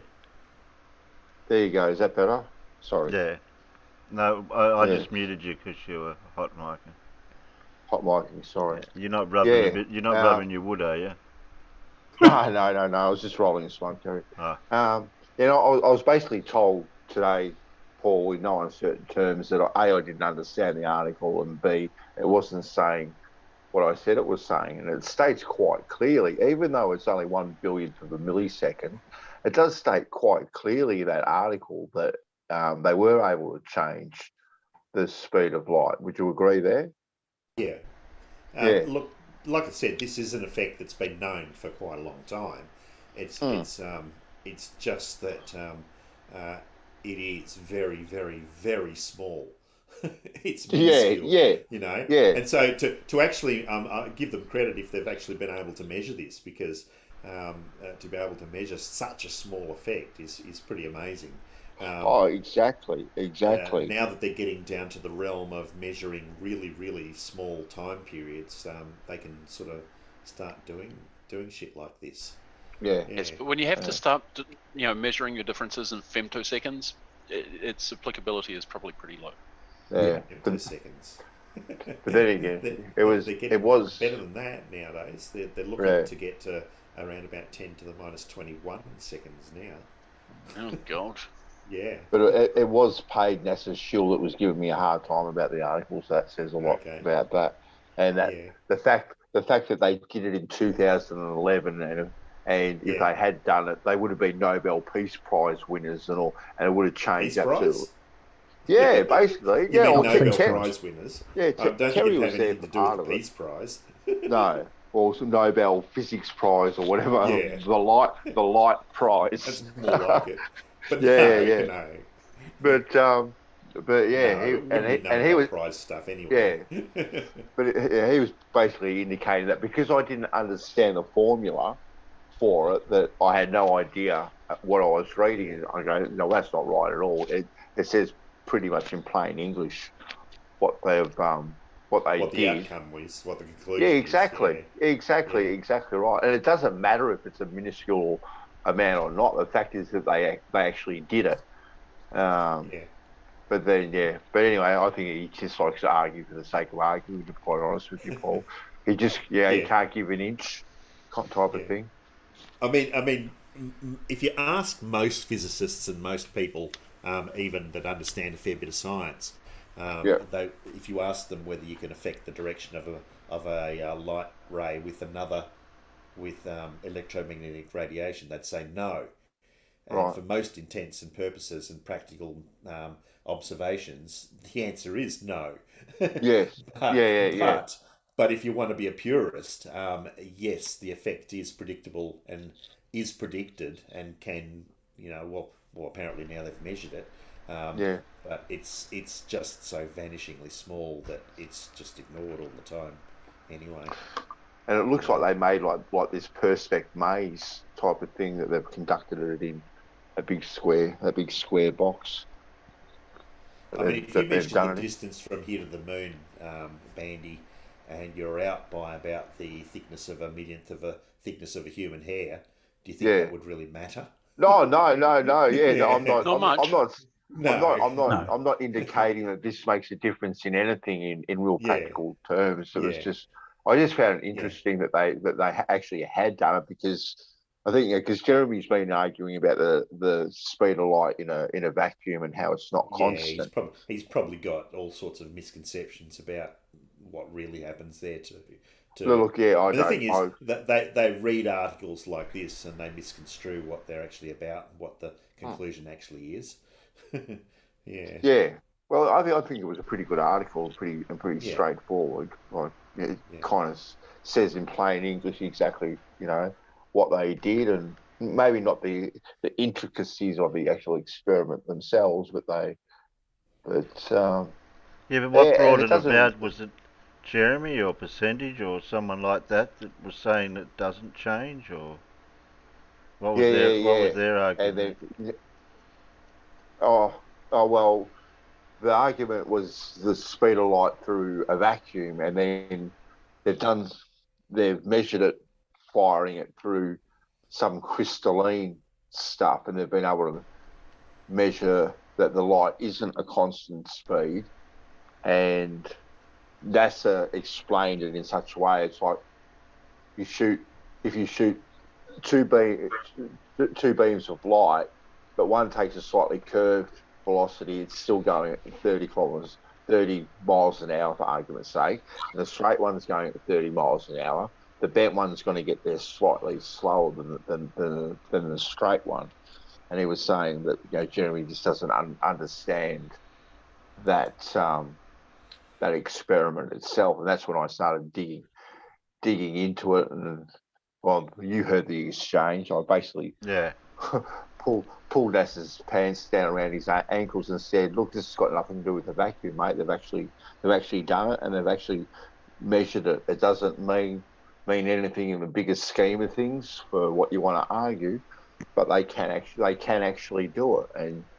And he wouldn't give an inch. You heard that, Terry. He wasn't budging one little inch.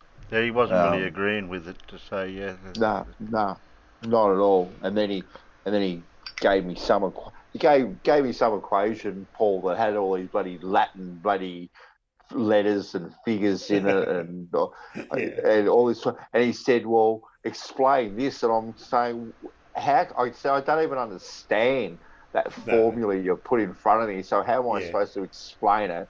And it's a bit unfair to ask me to explain it, because at the end of the day, you wouldn't know what it meant either. No, he's exactly. physicist. You could be making up the shit trying to explain it, and he wouldn't know anyway. Yeah, exactly right. So anyway, I held up the victory flag on that one, and I'll take that one. There is one thing we can say though, Bandy, regarding it, and that despite the outcome of that experiment, it doesn't make the Earth flat.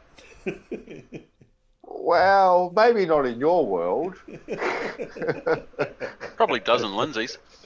But my world is definitely flat and stationary where I'm at.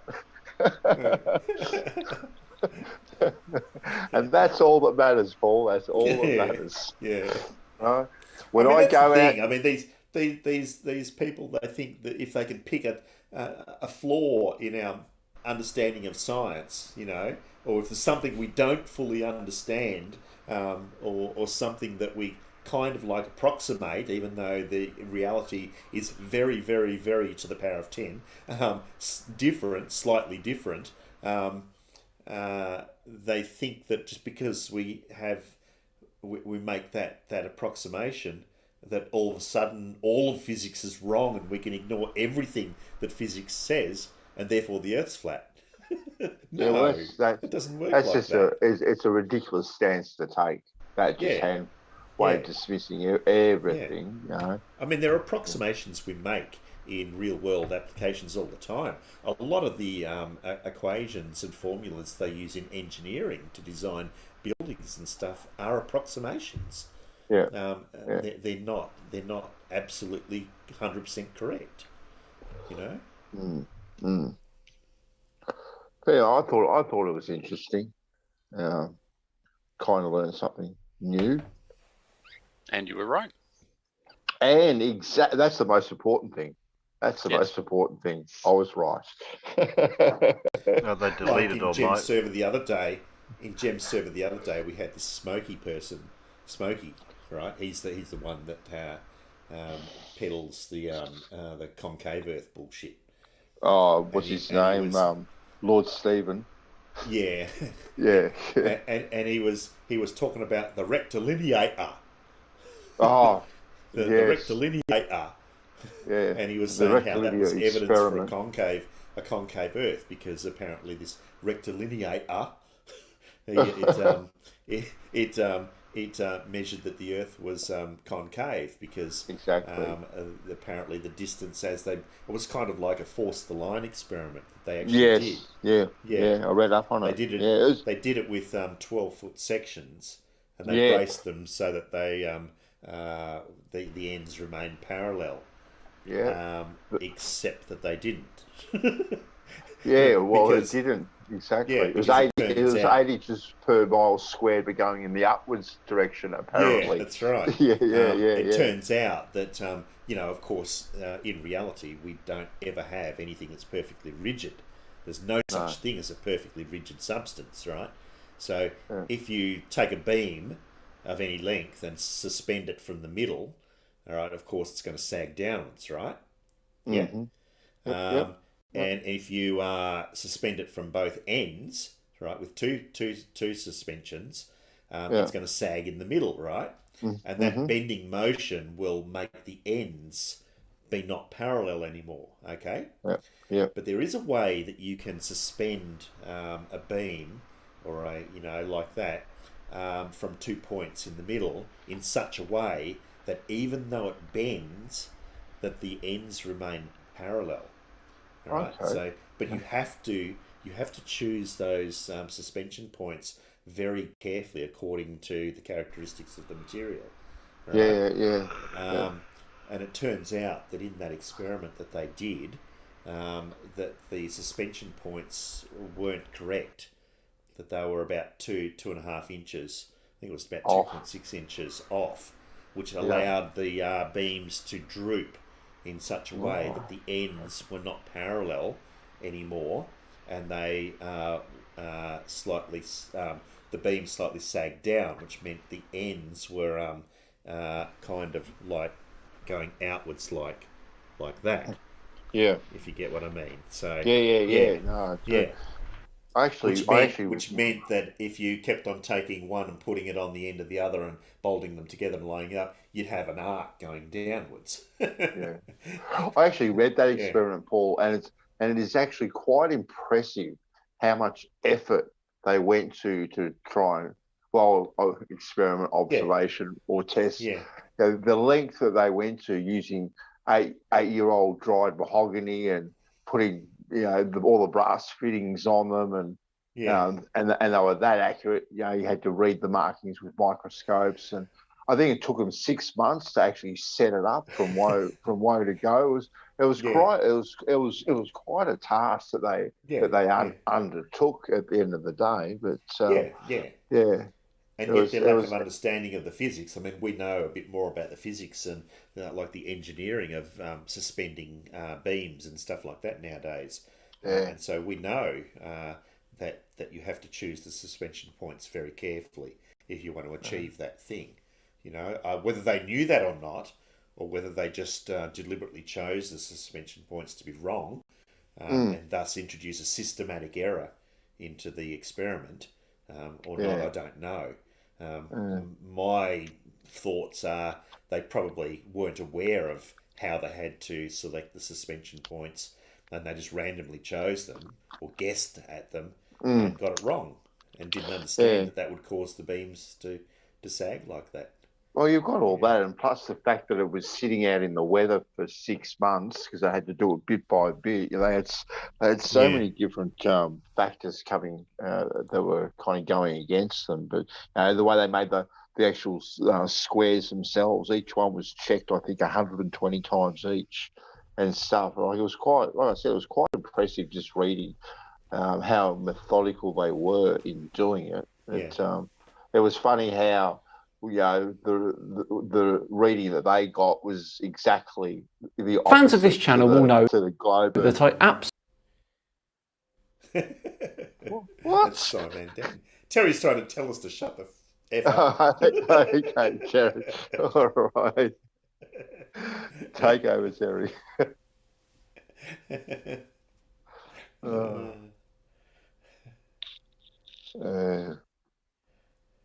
Well, I must say, it is midnight here now. It is.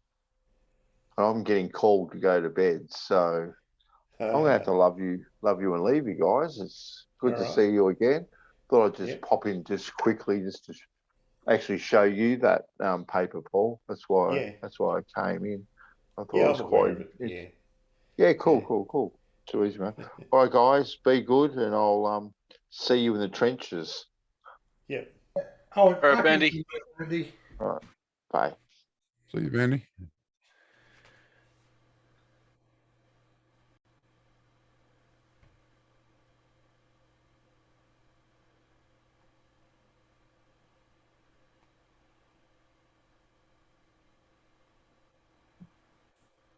And then there was silence. What have you got for us, Terry? Oh, sorry, I was talking to myself again. Yeah. And I'm not going to repeat what I said. Yeah, it was an interesting conversation with Bandy over on GAs there earlier with that, and then it went on to I think it was Jeremy, or no, not Jeremy. Somebody else brought up Stellarium, and they were trying to find Polaris's shifting over, over the millennia of years in the Stellarium, trying to go back 99,000 years or something. Didn't quite work, but it did show. It did show. I don't think Stellarium works for that. Well, it was showing. It was some sort of like similar to Stellarium. It was a similar program, but it showed the stars rotating, and they went back 99,000 years, and it did show shift. I can't think of the acronym for it, but the word was something shift. Well, given that the precession is only about 26 Stellar drift or something? I don't have to go back that far. Oh. No. Oh, he was trying to show it by playing it really fast and watch it to see if Polaris actually moved. And I didn't know that there was actually three stars for where Polaris is. And they're different names for them. If that's true. That's what we've seen. There are a lot of stars up there that you can't see with the naked eye, Terry. A lot of the stars that you look at, you think are single stars, are actually double stars when you look at them through a telescope. Yeah, isn't Polaris a triple? Well, that's what it was showing. It was showing two fainter stars next to it. But I mean, you go back 3,000 years or so, the North Star wasn't Polaris. It was, I think it was a star called Thurban. Was it? Yeah, I think that's right. Dora wants me to go outside and have a look to see where Polaris is next time it's dark. Okay, thanks, Dora. Oh, it is after midnight for you, isn't it, Terry? Yeah. Should be dark. Oh, yeah, it's dark. Well, I'm going to have fun seeing Polaris. You're going to have to climb up a really tall ladder. Very tall ladder. Yeah, I might have to use an extension ladder.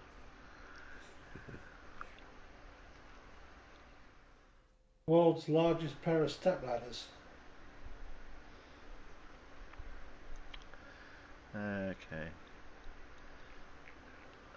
Well, I haven't really got a lot of any other videos to play to finish off on.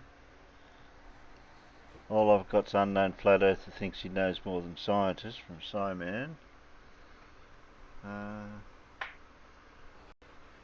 Hasn't really been a lot that's come through. I've got Mr. 42 Globe, Maths Delivery at Concord Speed, Yellow Earth Observer Failure. How long does that go for, Mr. 42? It goes for 5 minutes. Leo can't math. What a surprise. Leo can't math with supersonic aircraft. What a surprise. Few Karens, few sovereign citizen ones. World's biggest telescopes through history with Scott Manley. And then Bob does the Greeks to the Renaissance, determining the distance to the sun. So, which we've already covered basically that. That's about all I've got, I think. Going back. McToon's Sexton Challenge, Flat Earth versus Hip Hop Hippie. That was a debate. Oh, God, that twat. Oh no, that's live in 3 days. Yeah, I'm going to say that's not even on yet. Top 2021 discoveries in the field of science, video compilation from Anton. He's a wonderful person. That goes for 3 hours. He's not that wonderful. You know. What else have we got?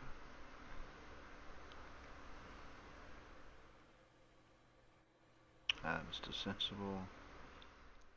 We've got the blue one. Riley claims to be targeting children on the internet one from Blue. That goes for 5 minutes. I'll grab that.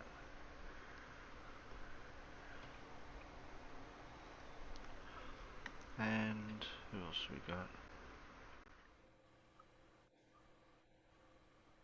I think I've already covered those ones.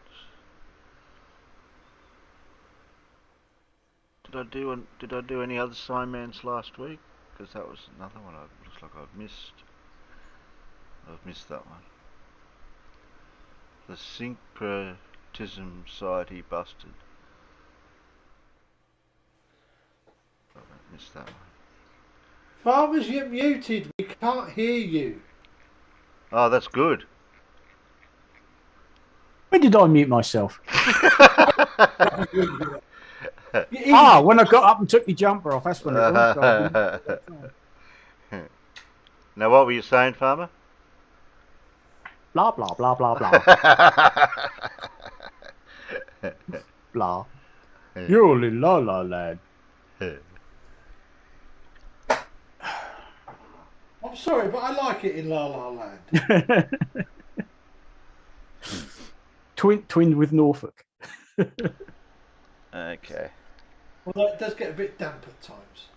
Yeah, it's a bit damp here as well, mate, I'll tell you. It's not a very nice day. We'll do the blue and then we'll finish off with the Simans. And that'll be... It was... No, where's Wally tonight? No, it doesn't look like a Wally came through on the Discord notifications. I'll have a look again, but I don't think there was. It was absolutely clear and absolutely bloody freezing cold at 11 o'clock last night when I come home from the pub. I think I'm all up to date with Wally. No, it's grey and wet and horrible, and I think it will be all day, if not all weekend. The only one I've got for Wally is Professor Phil but we played Professor Phil, so Phil hasn't brought out a new one yet. Look. So that's so that's where we're at with that. And the barometric pressure here has fallen like a bloody rock, because at midnight it was about 1,010 millibars, and now it's 992. 978. Oh, Stu, you wanted to know, did you get the bike out the other day? No, because that was Wednesday, wasn't it? And I was faffing about trying to get my internet sorted out. And then by the time that was done, it was like, Christ, the light's starting to drop already. So no, I didn't bother. I wish I had now, because I don't know when I'll get another chance. Looking at the weather. I Um, can't do that. Maybe later in the week. Depends what I'm doing work-wise. What's it look like out the window? Damp. Oh, It's not actually raining at the moment, but it's not very inviting. yeah, okay. With scattered bits of moist under the trees. Angular compression and Rayleigh criterion. No. What? I can give you level is horizontal.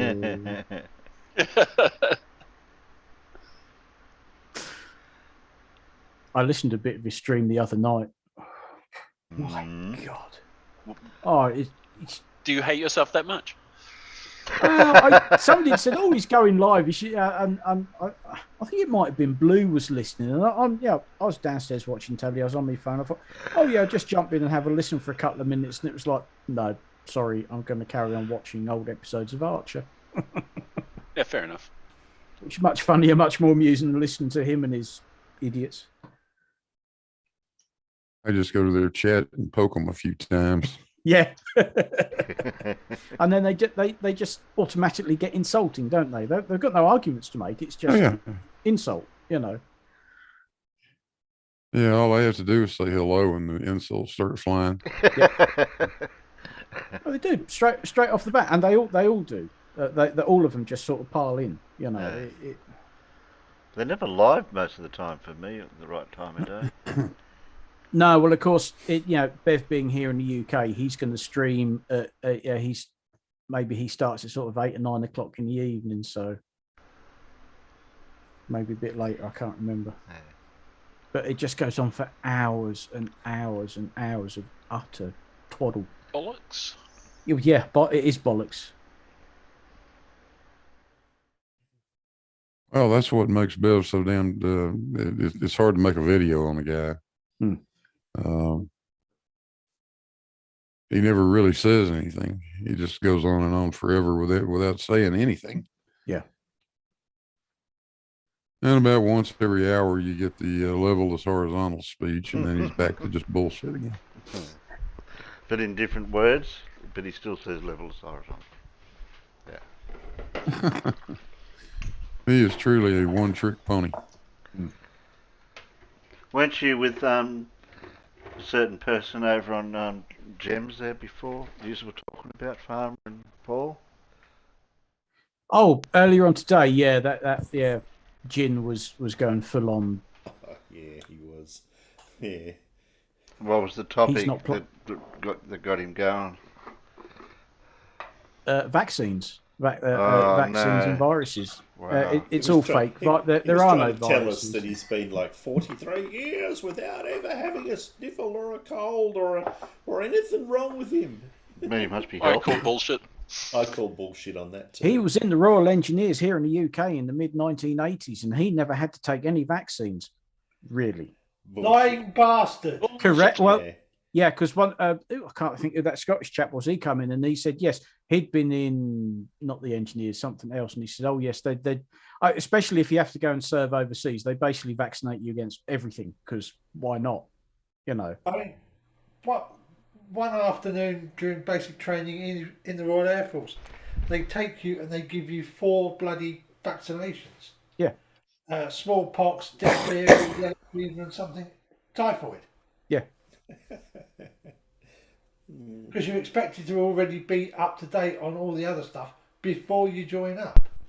Remember, Farmers' argument was that why would you take anything perfectly healthy or perfectly working in to be fixed up? You know, like if your car's running perfectly, why would you have to take it into the mechanic? And Farmers comes out, well, for a service. Oh, I do that myself. I do that myself, he says. Yeah, well, that's beside the point. You still have to service your bloody car or your motorbike or whatever. Yeah. Oh, yeah, but I do that myself. Yeah, but you still have to. He does it himself, and so the next question, of course, was, well, do you do your own medical examinations yourself then? You do your own prostate exam. Your own prostate. Yeah, daily for fun. Yeah, probably does. Yeah, probably does. However, there is a lot to be said for if it ain't broke, don't fix it. Yeah, but there's fixing and there's regular servicing. Yeah.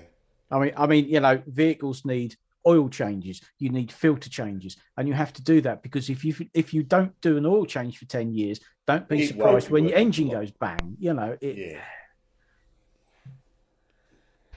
I got something wrong with me Kingswood. Every time I pull the dipstick out, it's dirty, and I wipe it. And I'll have to see what's wrong with it. I tell you what, I when I did the clutch on the motorbike, and of course that had been sat there for a while, and every last drop of old oil had drained out. So new clutch, new oil filter. Ran it for a while. Went to check the oil level. I couldn't even see the oil on the dipstick. It was that bloody clean. Where is it? Spotless. Yeah. Oh, somebody's gone. LB's gone. See you later, LB. See ya. Oh. I used to dislike the Kawasaki with its little glass window to check the oil. Mine's worse. Mine's oil in frame. So you have to take it for a good run. And then once you've stopped, within the next sort of minute or so, you have to take the dipstick out that's just behind the headstock and have a look. Because if you leave it too long, all the oil drains down and you can't get the right level. It's a right nuisance.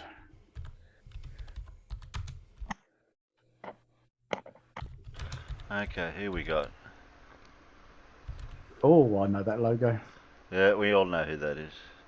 Oh, yes. Oh, Who's this I've seen this clown before. Yeah. Once or twice. Yeah, once or twice. I'll see what he's got to say. Yeah, why not? Press play, please. Okay.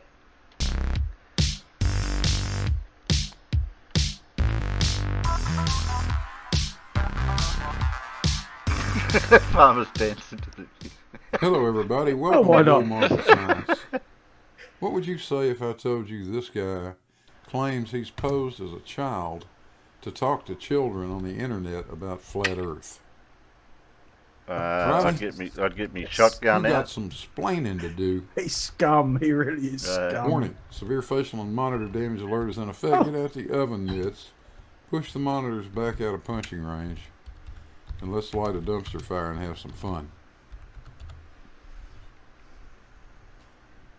This was a YouTube comment by Sleeping Warrior, Anthony Riley, captured a while back. I'm just going to read it to you and let you make your own mind up. This is the full comment. I'm going to break it up into sections so that we can read it a little easier. Riley says, no more suspect than locking them in safe premises whilst they're brainwashed by bullshit that parents have no idea what they're being fed. We know they're fed that gravity is a force when it isn't. We know they're not told that gravity isn't a force. We know that they're not told about Einstein. We know that they're not told this is contentious. We know they're not told there are better scientific explanations instead of gravity. That's brainwashing. I've been targeting the kids for years. If you think that sounds dodgy, it suggests more about you than it does me, mate. When they're told that gravity isn't a force and that F equals mg always results in weightlessness, because anything times 0 is 0, and then shown them the egg test, they instantly get it. And they're shown how the school crosswire them with Newton. I literally hotwire that crosswiring, and send them back to their teacher to ask why they aren't told about Einstein and relative density disequilibrium. And when they say their teacher doesn't know, that's his job, to teach the syllabus. They realize that they're only being told a partisan indoctrination. They all get it, too. Mass times 0 equals 0. You blurfers don't even get it. That's the problem with brainwashing. You don't even realize you're brainwashed. You think you're all wise and intelligent, but an 11-year-old can corner you without trying now. Best thing is, we're on there and applying the troll tactics learned on YouTube. We act as children and talk about how our teacher was cornered when we ask him these questions. So you scummy trolls will never be able to find us. It's beautiful. When the time comes, you will realize it's us, but right now, just know that we are all over TikTok and telling the kids how Newton is not science anymore, that Einstein is, and both are a false dichotomy and correlative only. The egg test is getting around, and the kids get it instantly. The fact that you adults don't get it just shows how brainwashed you are.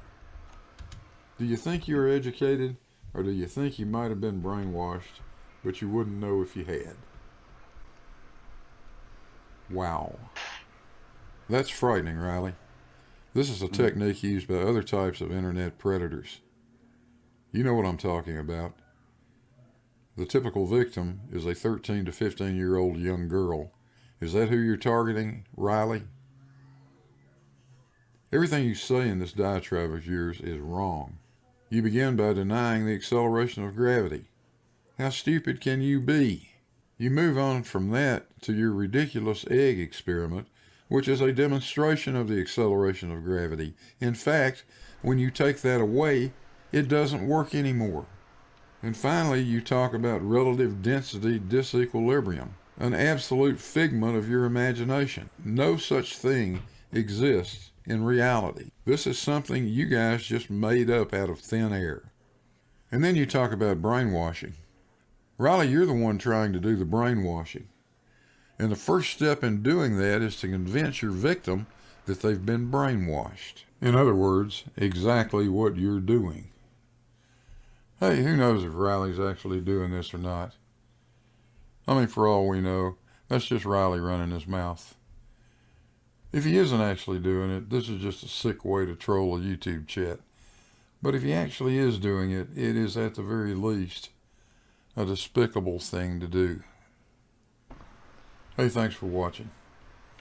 I would say I hope you enjoyed it. Actually, I hope the thought of him doing that makes you as angry as it makes me. Hey, don't forget those little buttons down there. Shout out to the patrons and PayPals, channel members. I appreciate everything you guys do. And I'll see you on the next one.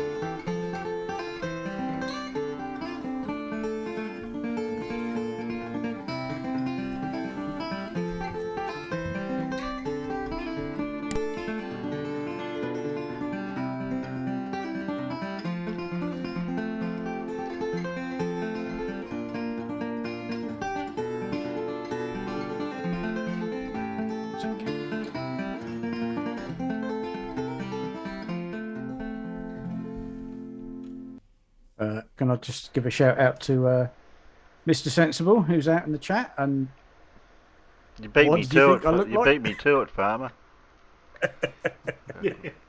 Hey, I'm not just out in the chat. I'm in here, pal. Oh shit! I got Hey, voices he's in in my head now. again. Good. I hate them when that happens. Good. Oh, was he in Discord? No, he's sneaking over I am indeed. Discord. Yeah. Ah, right, yes. I thought, well, he's not in here, and then I remembered, of course, anybody comes into Discord, we can hear you through Terry. Yeah, Hello, that's mate. it. How's it going? Yeah, not so bad. Oh. Like I said in chat, I can't believe what you look like, farmers. It's just not how I pictured you at all. Yeah, but isn't that often the case when you only hear someone's voice, you get a picture in your head, and when you see them, and it's like, oh, no, hang on a minute, that ain't him. Absolutely, absolutely. Anyway, Well, there how you are are. you all? Sorry about my phone ringing. Well, That's right. In the middle of that, I got joined by a cat. So if you can't join the Zoom because you're on your phone. Oh, you've got this set up as a Zoom. I can come in on the Zoom if that's better. Yeah. Then we can see your Yeah. pretty face if you're on cam. Okay, well, if someone sends me a link. Yeah, you got the link in the special place in Discord. The special place in Discord. Yeah, you got Now the he's you got, lost. you got the key to the special place.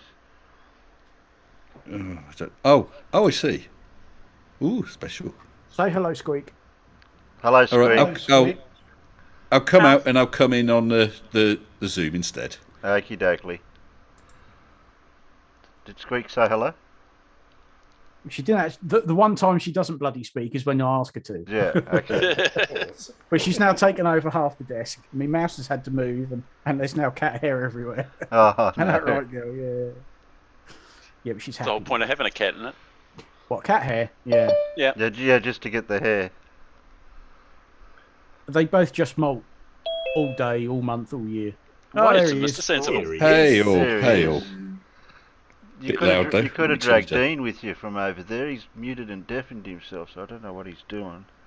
Yeah, I noticed that. I thought, oh, he'll be coming in, but Yeah. Might have to poke him with a stick. yeah. Well, like I said, I'll open the window and shout, but I don't know whether he'll actually hear me. Unless you had to go and do certain other duties. Yeah. Oh, he had to go and do sort of daddy things. Yeah. Yeah. Well, that's true. Now That's that he true. is one. He might be listening out there in the peanut gallery. Just hasn't typed anything in yet. Yeah. Everyone's lost their spanners and they're all getting them back eventually. I don't think I've missed anyone lately. I did a culling, Mr. Sensible, at the start of Clive. the year. Clive, that's cruel. Everybody lost their spanner. Without video, Mr. Sensible sounds like he has a full head of hair.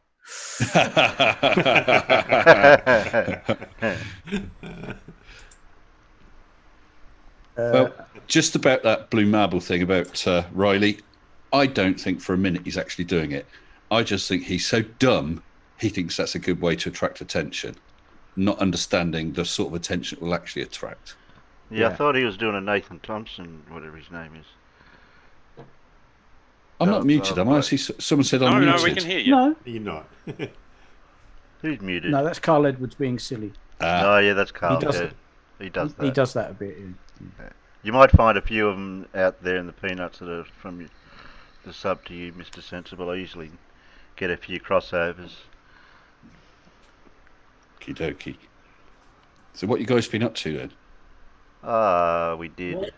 We did a quiz, which you missed out on. I would have done well in that. You but wouldn't. no. That's fault for that really hard quiz. Well, if you are able to join some Wednesday mornings or Saturday mornings, we do the. Paul has a nice little quiz. It's hard for me, very It's a very hard. quiz. Yeah. It was a hard one today. Yeah. Mm. Well, I was just trawling around looking for material, and then I saw you were live, and I just thought I'd pop in. Oh, yeah. Okay, you need some material. Okay. Yeah. Well, we were doing Lindsay earlier, Lindsay Harris. Lindsay Harris. Have you not- experienced Lindsay? Lindsay spelt how? L-I-N-D or? It's in You want me to? I can give you the. Oh, I've got it. I Terrier. think. And I thought you liked Mr. Sensible. Oh, that guy with the whiteboard. Yes, exactly. Yeah. Yeah, I've seen him before. There. And the boobs. We haven't don't played mind me, every Cat. single one of his videos, but we've been following him, for a while, bits and pieces. Yeah, they haven't played them for a while now, but I turned up tonight, so of course. Well, only because we're doing Every MC bloody tunes, time. because we had to do the Fandinkum Drongo Award from end of last fair year enough. for all last year's participants. That I'll have a look on the list. What the list was? Find it. And somebody just asked. Alan, that's a Whippet tank. Ah, yes. Right. So But out of in very modern digital camo. So it's in DT. It's in MTP, isn't it? Yeah. You heathen. Also we've got Well, here. Like there I- was one of the online forums I'm on was a challenge. So I wanted to build a Whippet, but it was digital camo. So I did a Whippet. in So I've got a digital camo. list here. I've got 18. I've got 20 actually. 20 people. that were, and this new person at MC Toon debated Daniel. Can't think of his last name now. Danny Stebbings? He's Australian. He lives in Melbourne. We played. Apparently, we played, his channel is now gone. Really? I'm not surprised. Yeah, I'm not surprised either. Yeah. After the revelations that MC Toon sort of brought to light. That was sweet, wasn't it? Oh, that was How did he have the sheer gall to stay there on that call with him as MC Toon is starting to rattle everything off? I mean, you'd think anybody else would have gone, oh, yeah, sorry, bye, and just, drop. But the fact that he thought, no, I'm going to stay and I'm going to argue my point. Well, I think it's that he had no choice, really, in that if he did nothing, he was going to get wiped out. At least he stood a chance of busting Toon. Not much of a chance, apparently. Not when you've got your local reporter live on the scene of that was brilliant. Yeah, Good on you, Globy. your faked photos. And now we go live. Yeah, live to Peter in the exact same spot that he was supposed to take photos from. Yeah. I thought that was funny. That is only 8 kilometres from the centre of Melbourne, not 32. Yeah, as we can see by the dog beach that shouldn't have been in the way of the shot if it was really taken from where he said it was. Yeah.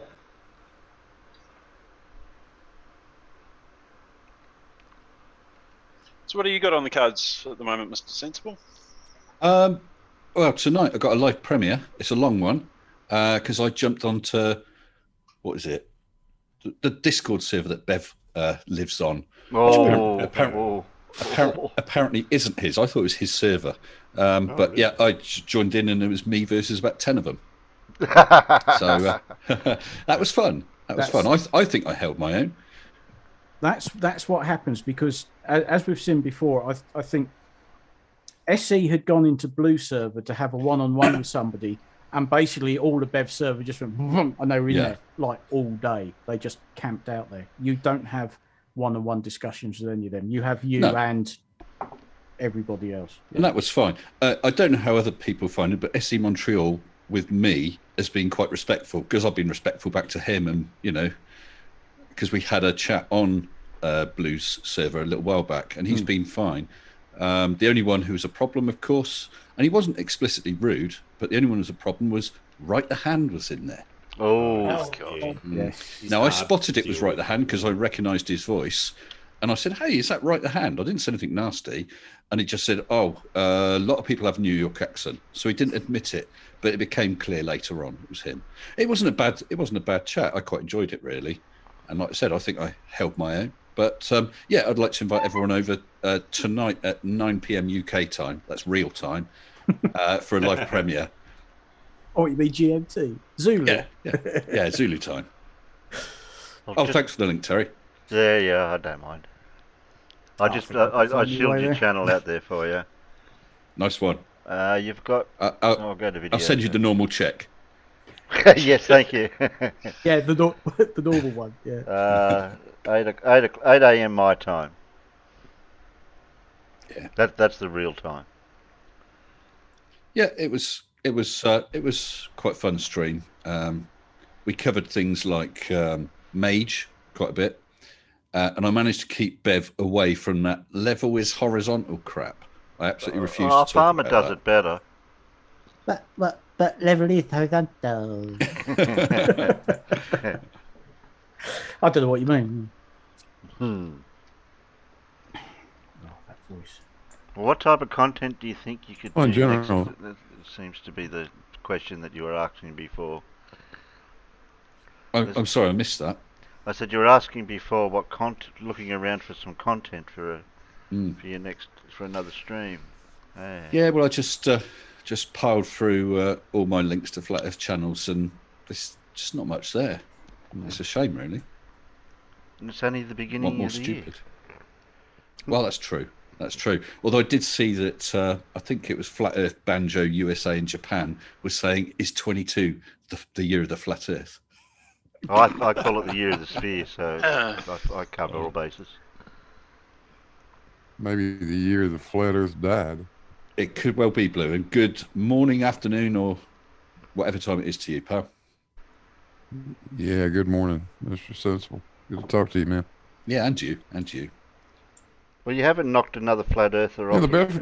You haven't knocked a flat earther off its perch lately, Blue, since that flat, whatever that bloke was with the frisbees. Let's go back a bit. Oh, that guy. Yeah, that guy. That yeah. guy. That guy. That guy. That guy that called himself that guy. Space weight. Space weight. It's all Well, the Blue's best fault. creative will be fairly polite to you most of the time. I mean, I don't catch them being too obnoxious to anybody, any of them really. They're just, I don't know, they just don't get it. I did watch Ranty's latest, his breakdown about Nathan Oakley. That was really interesting. It wasn't talking about what Nathan says. It was about Nathan Oakley. That's really worth a watch. I recommend that to everyone. Perspective. It was a great video. I can't remember now. Well, he was talking about the history of how Nathan's had several channels to try and sort of break into YouTube until he's reached the one he's on now, and talking about his total lack of views and so on. It was genuinely a good video, and I thoroughly recommend it. And if you're listening, nice one, Ranty. What's his channel called now? Flirspective, all one word. Oh, that's right, Flirspective. Let me grab a link to it. Yeah, he's got a server too. Certainly has. Yep. Must say, I was honestly surprised when he switched sides. I never thought he'd that do was it, but surprising. kudos to him for realizing. Oh, actually, sorry, beg your pardon. That was his video from 4 days ago. But I'll post a direct link to the video if I may. Yeah. There we go. Oh, Oh, yes, I did watch that. Yeah. happening. Yeah, that's right. I remember now. Let me grab it. I think I spent too long on YouTube. You forget which ones you watched. Did I watch that one? Reason it won't let me post any messages. So I'll just to refresh. Try again. I gave you. What are you trying to do? Just you're trying to do a link to his channel. Yeah, but it wasn't letting me even type in the chat. You mean that one? There we go. I'm puzzled. That's weird. I gave you a spanner. You're not Ah. blocked. Yeah. No, it wasn't that. It was a YouTube issue. I think it wouldn't even let me type, but I've done it as well as farmers anyway. Oh well. So you link the channel. I've linked the video I was talking about. There you go. Covered. There it is. Covered all the bases. Definitely. Uploads.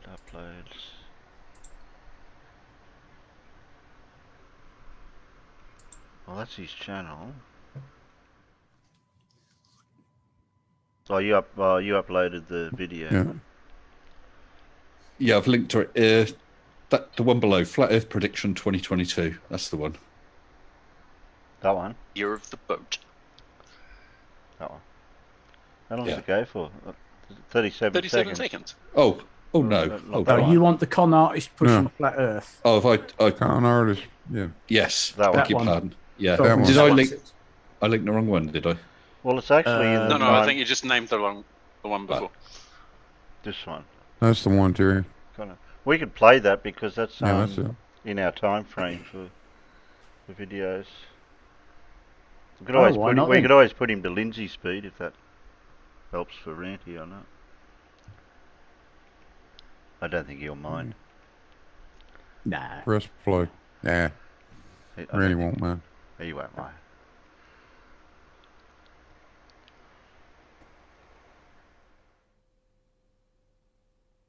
One of his hanger-on panelists. So, a little background. Oakley started his Flat Earth debate show just over 4 years ago, and apart from the odd day here and there, he has been on the air pretty much daily in all of that time. He has amassed over 22,000 followers and has a dedicated band of followers who tune into his ramblings each and every day. You don't mean to pause it just there for now or anything? like for any reason.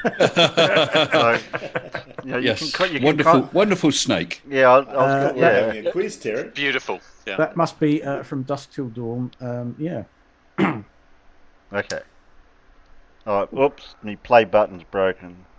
Oh no. Oh no. Ah, crying shame. I'll have to get the hammer out.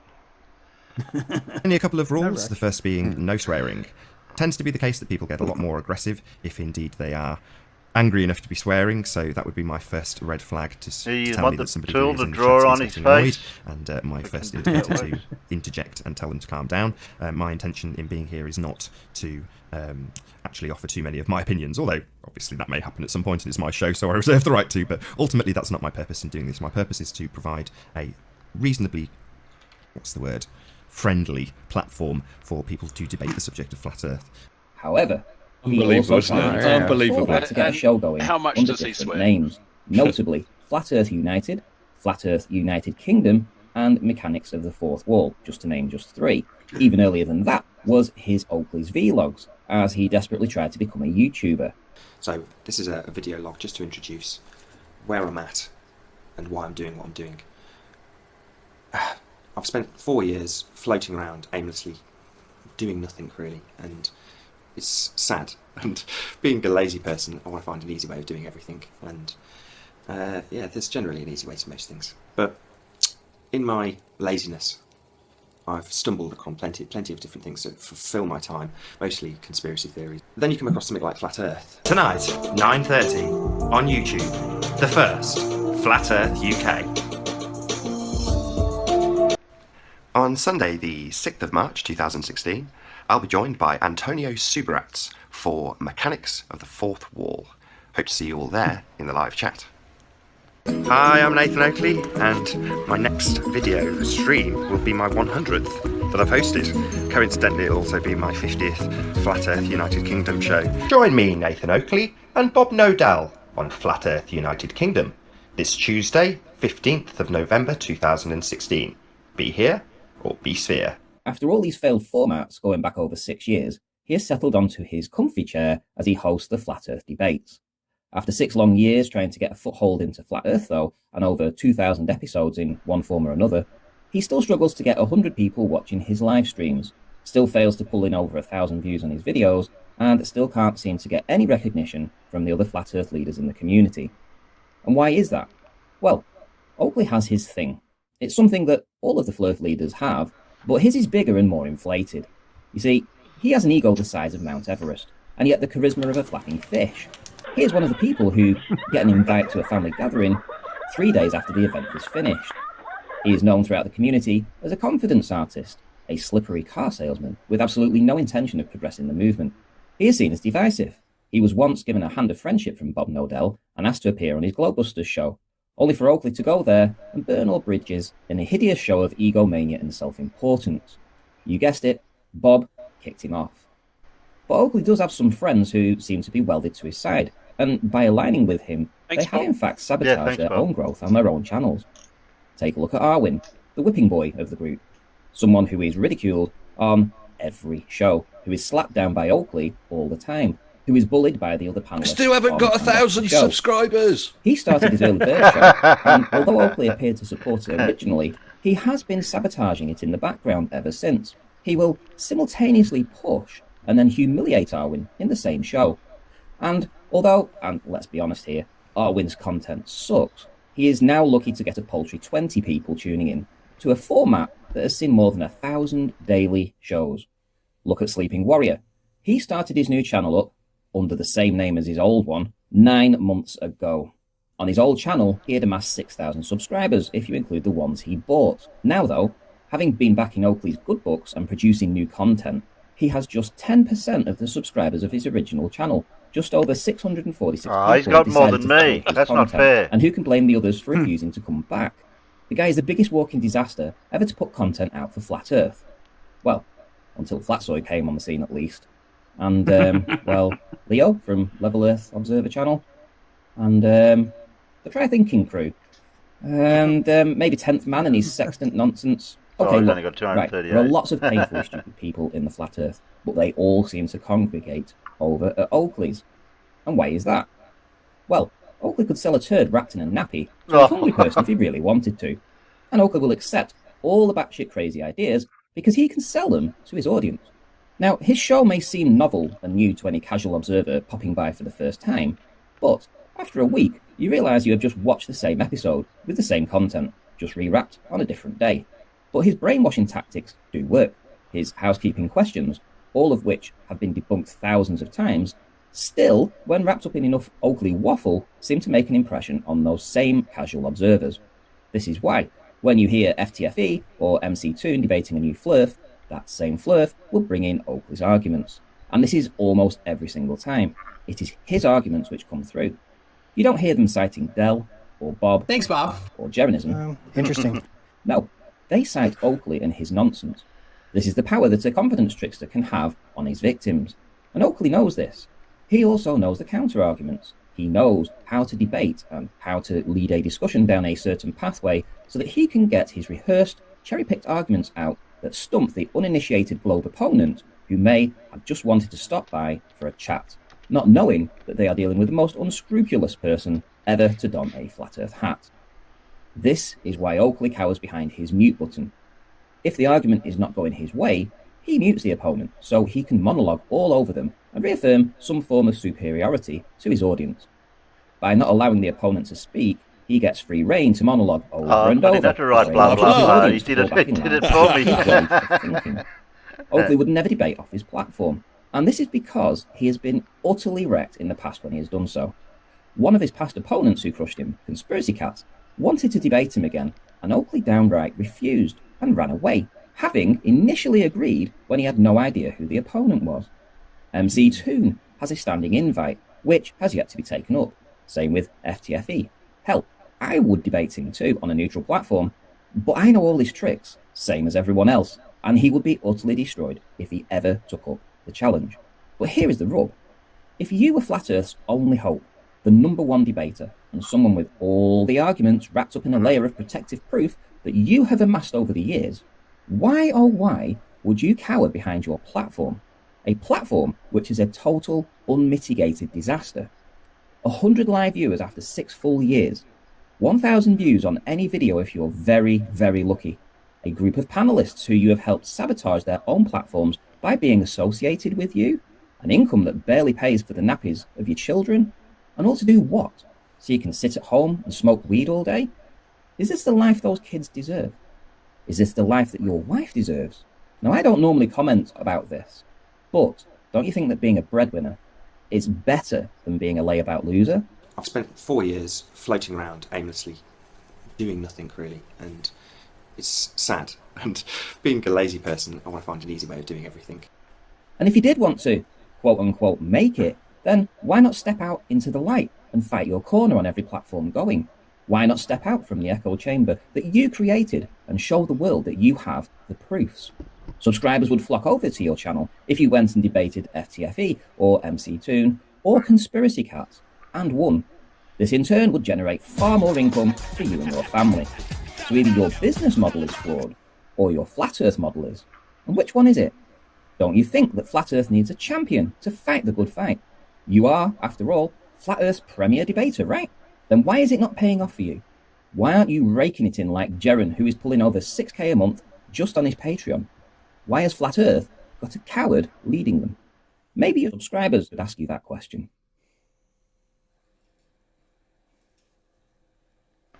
So this is a very spur-of-the-moment hangout, and it's a reaction to Dan Pratt's current begging video, which he's put up. However, the person who is actually doing this can do 2 things that we object to. One is cause a huge amount of harm to Flat Earth, literally, as Adam put it, panhandling as a Flat Earther. But he's more than happy to stick his hand or cap out and ask for cash. But I personally am shocked. I know you two are shocked. And we want to put this out there that it's deplorable. I don't know what you guys think. Thanks all for listening, and I'll see you all in the next one. Deplorable that he would go cap in hand to his followers and beg for money. Yeah. Buy himself a new car and a computer and Christ knows what else. Sound deadening stuff. That's it, yes, sound deadening. And yeah, I mean, it's deplorable. Absolutely. Didn't he raise about $4,000 for all his sound stuff? Yeah. I can't remember, but yeah, it's hypocrisy. Who's she?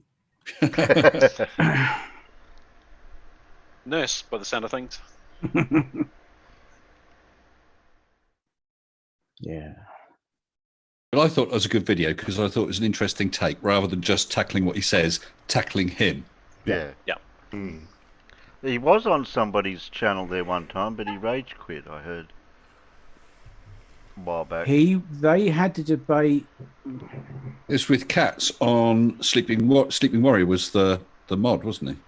No, he was on an earlier one to that. I don't think it was the Non Sequitur show. I think it was it actually Steve McRae's channel? Somewhere. I reckon it was Steve McRae's channel. I think it was Steve McRae's channel, and yeah, he rage quit from that because he got cornered. Yes. And because he couldn't just mute and rant. Correct, and that's why he doesn't come out from behind his mute button, because he hasn't got control. Yep. And as you saw with his hour-long debate, if you want to call it that, with Charles, what was it, Flat Earth Math? Last week. Yeah, it's last week. Just an hour of him just a constant tirade. And then, of course, he got upset because poor old Charles couldn't get a word in edgeways, so he muted Nathan. And Nathan and I've seen it periodically over time where people have gone on live. They start the conversation and then he just mutes them when it suits him, and the other person can't say anything. Yeah. Yep. Yeah, I mean, quite why anybody would actually go into Oakley's channel and think they're going to have a sensible and reasoned conversation with the guy. It's not going to happen, and that's not. He doesn't want that because that's not what his audience wants. They're bang for blood all the time. They seem to enjoy his whole performance. You never got to go on his show at all, did you, Blue? No, I've never gone there, and I would not. I would never even consider going on his show. No. Or would I? I've heard it. Wally went on there a few days ago, didn't he? Oh, huh? Okay. Where's Wally? Yeah. Yeah. And, well, yeah. I was just going to say, Nathan That's a did the mistake. typical thing, muting him and then clipping it. Oh. Yeah. That's what's going to happen. And I mean, you can run your own parallel live stream and show your viewers what Nathan's doing to you, but and Jose's done that before. But what's the point? None at all. I would happily debate him on a neutral channel. Oh, anytime. Yeah. Anytime, and I've Plenty of laid the people would. challenge out there. I've laid the challenge out there to him on many occasions. All he's got to do is agree to go to a neutral channel. And same with Riley too, isn't it? He won't go on anyone else's channel either, will he? Well, apparently they will debate, but Oakley's 15 grand, Riley I think's 12, and Mitchell from Australia's a bargain at 5,000 Australian dollars. Oh, People are going to pay them to debate them. I mean, good grief. I was going to get Mitchell for free because he was trying to join my Discord, but I don't know what happened. I was doing some emails back and forward to him. I thought being Australian, he'd be a good sport. Yeah. Guess not. I tried. Yep, he tried. But I mean, the barefaced cheek that they think people are going to pay them thousands of pounds to discuss their bonkers belief in the flat Earth and denial of science and reality. That Thompson bloke, he emailed me and said something about the money part of it or whatever. I said, "What, you're going to pay me?" I don't think for a minute that Oakley, Sleepy, and Mitch think anyone's going to pay them. It's just an excuse so they don't have to do it. Yeah. That's what it is. Ah, well, yes, thank you, Dora. Good reminder. Riley was on Rob Park's channel in December for 5 hours. Okay. And that's where he had the Iron Age starting in the 1800s or something. Okay, he woke up Dean.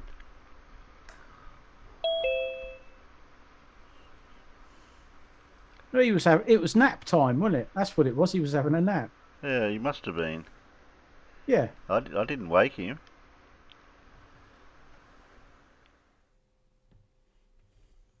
Somebody said it's time for a lie down. Yeah. We're talking about you, Well, Dean. you do get to that point where, oh, the kids are asleep. What should I do now? Oh yeah, I'll sleep myself. I'll have a snooze too. Yeah. Oh yeah. Look. Come on. It's my sock account. It's my Stingray sock account. Yeah. Yeah, sleep is an interesting concept. I've heard of it. Hmm. Sounds a bit boring. How's it going, mate? She is very strong, very loud, very demanding. And I find it fascinating that an infant of 2 weeks old. Oh, their you're world talking about only- the baby. I thought you were talking about the missus. Well, funny you should say that. Yeah, no, an infant's world is only within like 1.5 foot. Beyond that, they can't really comprehend very much at all. So when you move outside of that and they're wanting attention, it's like, no, no, no. I need to get attention by screaming as loud as I can. Yep. And that's where the learnt behaviour, being a parent myself a few times, you realise the learnt behaviour, what some parents do with the way the child reacts, and as they grow up, and you see their behaviour as they're from when they're grown up a bit older, and you go, yes, that parent has done things from when that child was little that they should have suppressed, or maybe not give the attention to. I mean, to a degree. Yeah. I know. My little girl's going to be working class, just like her dad. My granddad was a miner. My dad was a mechanic. I might be an enterprise software engineer, but he's going to be just as grounded as my entire family. Might be a combination of all three. Yeah. Well, we lived in Old ground covered with sheet of tarpaulin. Yeah. I used to be the I think at 9 years old, I used to be my dad's favourite tool for putting sockets on XJ6 spark plugs, because my little arms could get down there and no other mechanic could. Yes, I know exactly what you mean. I have to thank my little boys when they were growing up down the shed. They sorted out all my nuts and bolts for me. You guys were lucky. I was the TV remote control. Yeah, I just about I've done that those duty. days. Yeah, I've done that. Just get up and change channel for us. Yeah, but it's usually on the channel you're watching, and then the parents tell you to change channel to the other channel they want to watch. I've never appreciated remote control so much, and I feel really young as well for some reason. That's cool. Well, having said that, at the time there were only 3 channels, so BBC One, BBC Two, and ITV, and that was I do remember Channel 5 coming in, but not. Yeah, I remember Channel 4. I remember when we went from black and white to a colour telly in the front room. Oh wow! Yeah, that was. Oh, we had the Sydney channels, the 10, 9, 7, but they were from the Sydney broadcast, and like to get them down here, you had to be on at least an elevated position with a decent aerial, and even then it was a little bit iffy to get the signal, but that was back in those days. Yeah. Very disappointed anyway, Blue, and actually Mr. Sensible. I give you my 3D graphics examples, and nobody's used them yet, as far as I can see, and they're really good examples. Oh, I have no response. Yeah. I have no excuse. Yeah. I was mostly away over Christmas and still haven't quite had a chance to download Blender. See, Alan's got an excuse.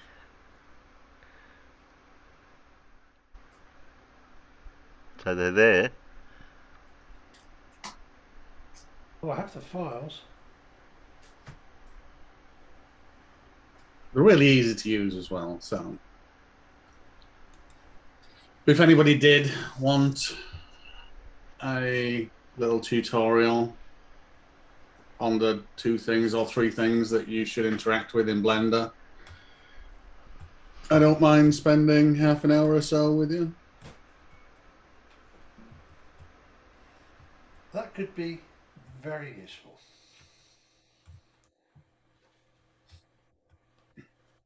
I suppose I'm going to have to break down and download Blender again.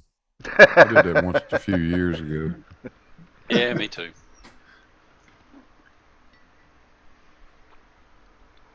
I retried Povray a little while ago. I just can't get my head around it anymore.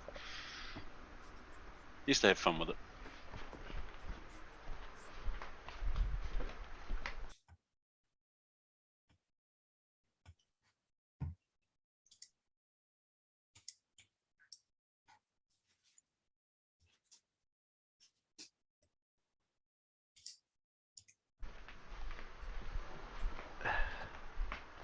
There's Gary in the chat. He was earlier. Yeah, he was, but I don't know whether he still is. He said hello everyone, and I haven't heard from him since. I do want just put out these videos on perspective and stuff, and it seems to be just stating obvious childlike characteristics of vision and perspective, although getting a few things wrong, but all of that is utterly irrelevant. When you tie it all together, the flat earth doesn't work, but when you tie it all together on a globe, it works perfectly. So I just wanted to ask him, if he's listening, stop putting out, stop walking out there and saying the sky is blue and I've got feet. Show us how you walk and how the atmosphere works, because you're just doing nothing. And I think that's the thing. I think now Flat Earth has got to the end of its legs. All it can do is state obvious things, but with slight misconceptions, and we all focus on those misconceptions. We don't say, okay, great, I'm going to run with you. Now show me how all of that comes together to do this on a flat Earth. And I'd love Gary to have a go at that. Yeah, well, every time I stream, at the times that I stream, I'm always getting the story that he's got to go to work, and I don't know what times of the day he's been going on to other people's shows that I have seen him on, but I've missed out.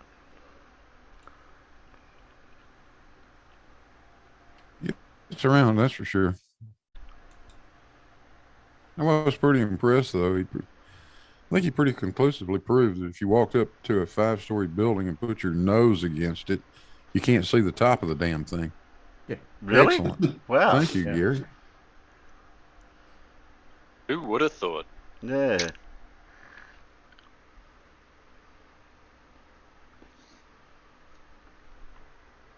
But he keeps stating things like, with parallax, things further away move slower, and it's like, well, yes. Yes. Yes. Did anybody ever say they didn't? And what the hell has that got to do with the shape of your pizza? And funnily enough, we can use the perspective equation to predict that. And it's fairly accurate. I know, right? It's bizarre how that works.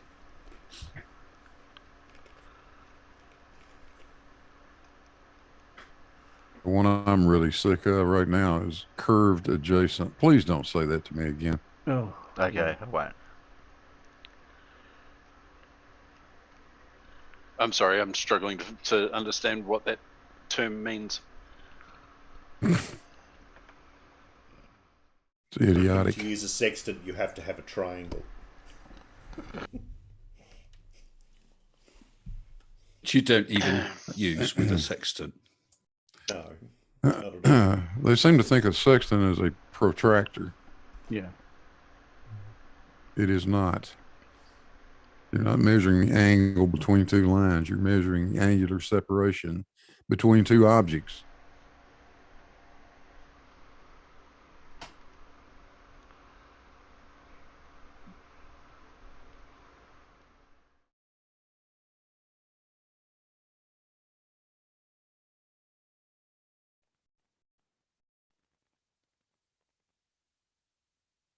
I'm just getting a picture. Don't worry. Don't mind me. Okay. Busy beavering away in the background. Yeah, See, I'm looking for things.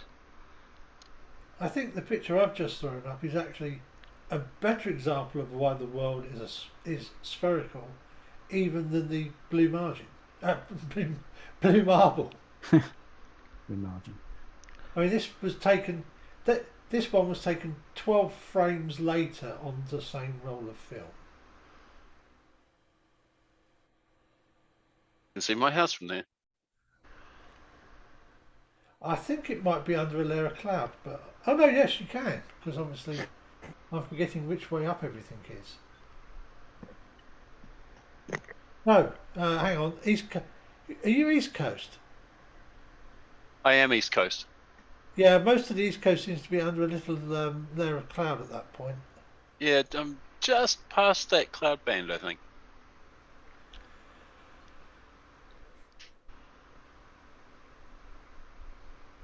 But Southeast Queensland, which is like most of that cloud band is covering coastwise, at least New South Wales. Okay. I mean, I would. I don't know if the peanuts are going to see that.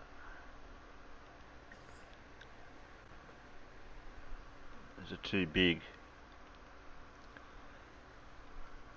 I'm waiting for the any of the flat earthers to actually pick up a sextant and show me how you find your position, your latitude and longitude. Go through the process and show me how it's done. I posted this over on Geo's Discord earlier today to confuse them, because they were talking. There's a bit of a problem for you. Yeah, they were talking about it. And I said, "Oh, here," because they're flat earthers. And I said, "Here, I got something for you to help you."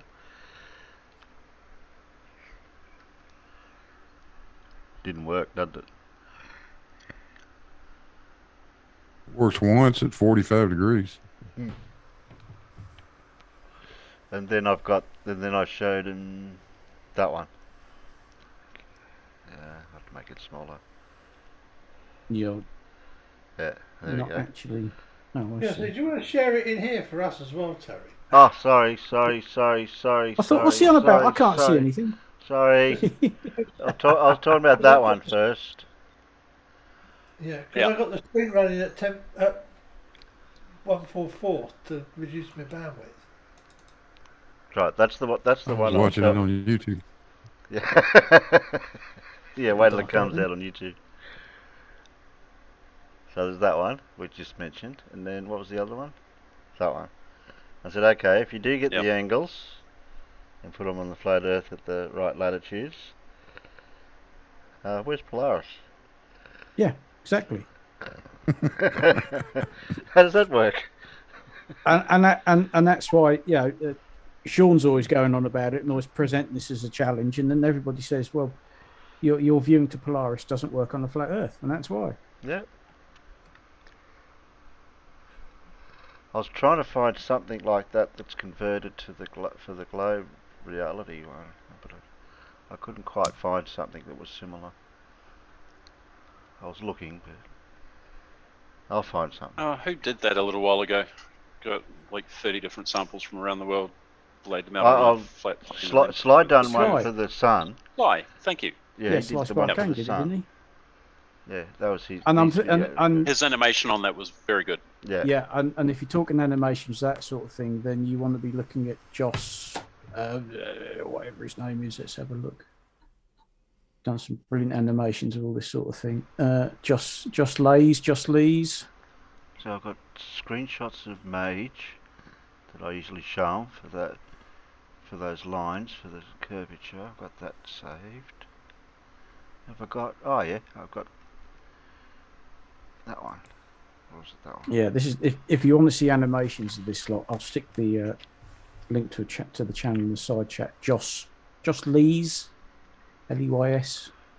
He's got some absolutely superb animations on there, and he sets it out like this is the flat Earth, and then it sort of morphs into the globe, and then all of a sudden these things work, you know. Yeah.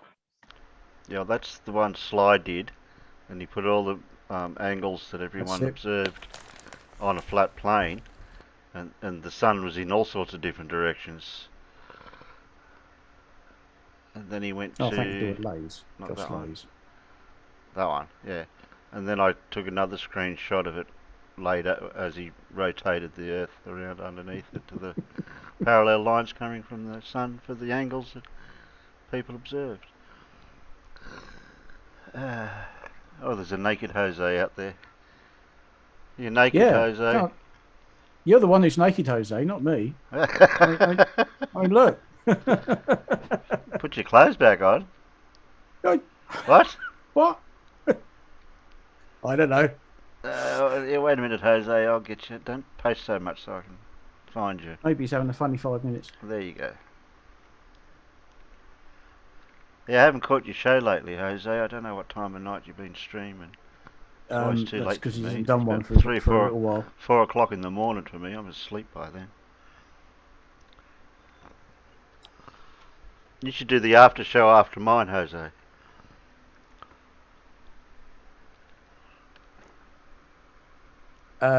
He hasn't done a stream in a week. That's why you haven't seen it. No, that's why.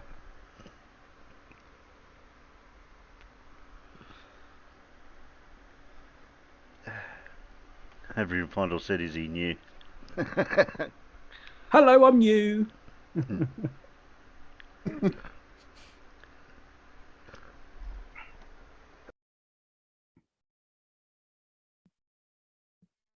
So if you haven't got anything else to do, I'll finish off with... I haven't got anyone else. Who have I got? I've only got Cyman. I was going to say, we haven't seen Cyman yet, have we? Yeah, we've only got a Cyman. An unknown flat earther thinks he knows more than scientists. Okay. Who's that? Well, that's every damn one of them. Yeah, they think they know. Really reduce the list. The topics they come out with half the time, I think, well, have you ever studied that actual topic at all? No, they don't do that. What? Study? Oh, sorry. Did I say Why the would wrong you do word? that? Well, Well, if in study you mean watch YouTube videos from other flat earthers. Yeah, that's yes. right. That's what I was implying. But they use their own sources as reference material. Yeah, because that's what you do, surely. Yeah. Oh, hell, you can learn anything you need to know, everything you need to know by reading the first 2 sentences of any wiki article. Yeah. Yeah. And then ignoring the second sentence because you're going to get contradicted. Yeah, but as long as it's got the word flat, earth, horizontal, in the sentence, that's the bit they'll keep. Yeah, look, it says flat earth. Like they were trying to say over on one of the other day about the manuals for, what was they talking about now? Flight? Something to do with flight for airplanes or something? It's like that article they found on the net sort of saying that gravity's fake and all the rest of it. And they just completely skipped the bit right at the top where it said, this is a satirical article. Oh, yeah. and they just like, oh, didn't see that bit. Look at this. Look, they're saying gravity's fake, blah, blah, blah. Yeah, it was coming out of an article that, I'll get the name of it in a minute. But he was cherry-picking the article. It might have been on Gems. He was cherry-picking the article to do with the Earth being flat. It's treated as being flat for the measurements that was using in the article. So he just cherry-picked all these bits out of it. I think I kept. Well, the other thing they'll do is they'll say that they don't trust scientists and they're skeptical of all science, right? Yeah. But then they'll pull out the Michelson-Morley experiment and quote that and say how it supports their flat Earth, done by a scientist, you know. Yep. Yeah. Or they don't like mathematics, but they rely on devices that wouldn't work if it wasn't for the discrete cosine transform and the fast Fourier transform. But they couldn't explain what it was. The 1.22 times the square of the observer height or something. They'll use that, but they don't trust maths. Right. If you don't trust maths, don't use maths. Full stop. So stop using every single electronic device in your home. Well, these are the people who say the Earth is flat and space is fake, but you bet your boots here in the UK they've got Sky TV, and we know they use GPS because Travis took a photo of his GPS unit. Yeah. Showing signals from 7 satellites, I think it was. but it's all fake. They were that's just Sacaloons. That's how I know that Travis was using a Garmin eTrex 10, and it's got 1, 2, 3, 4, 5, 6, 7 satellites that it's receiving the signal from. Because he took a photo of it.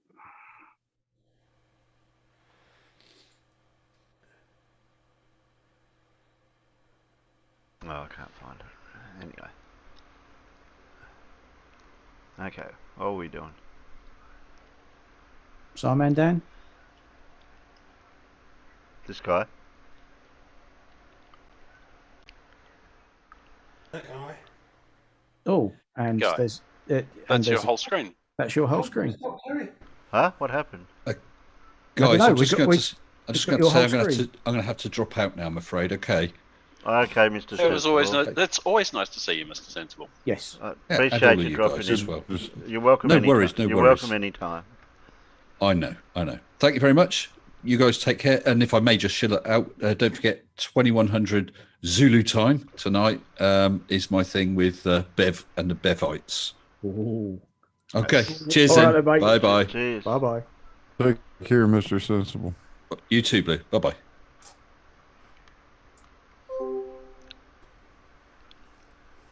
Try again. Is that better? That's a bit better. Yeah, I knew it was. At least he only cocked it up for us in here, not them out there. I don't know, did I? Well, I'm not doxing myself for We'll find out in anything a from minute. what they say. Well, no. Press play, Terry. Yeah, press play. I absolutely love to find brand new, fresh Flat Earth content. A chance for me to get stuck into some new and fresh Flat Earth content that I've never seen before. I'm joking, of course, it's all been seen before. But Todd Peachy thinks he's different.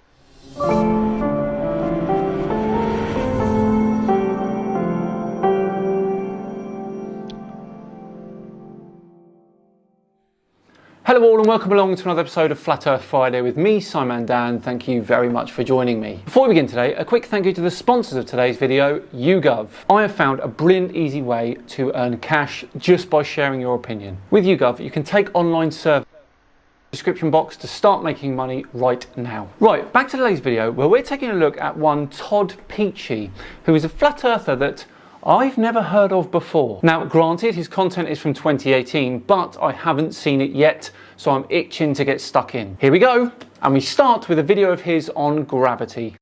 Okay, science tells us the estimated weight of the oceans is 1 quadrillion, 450 quadrillion short tons, okay? A short ton is 2,000 pounds. So that makes the ocean's weight 2 sextillion, 900 quadrillion pounds. For those of us using the metric system and scientific notation, the estimated mass of all the oceans on Earth is around 1.35 times 10 to the power of 18 metric tons. That's the ocean's weight. Now, gravity is holding all that weight in, but it just really struggles with refrigerator magnets. It just, oh, there it goes. Now gravity's got it. Here, hold on. Oh, no, I'll help gravity here. Okay. It can hold down sextillion. That's a lot.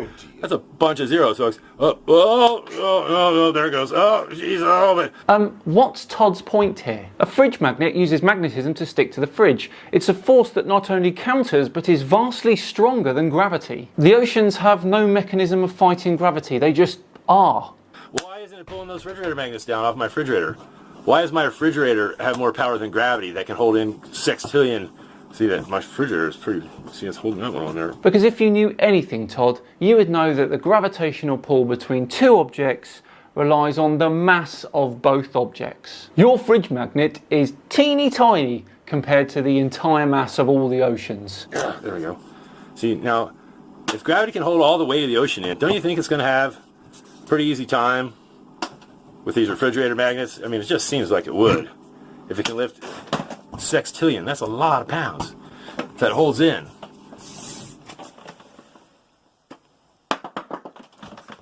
Huh. Something to think about.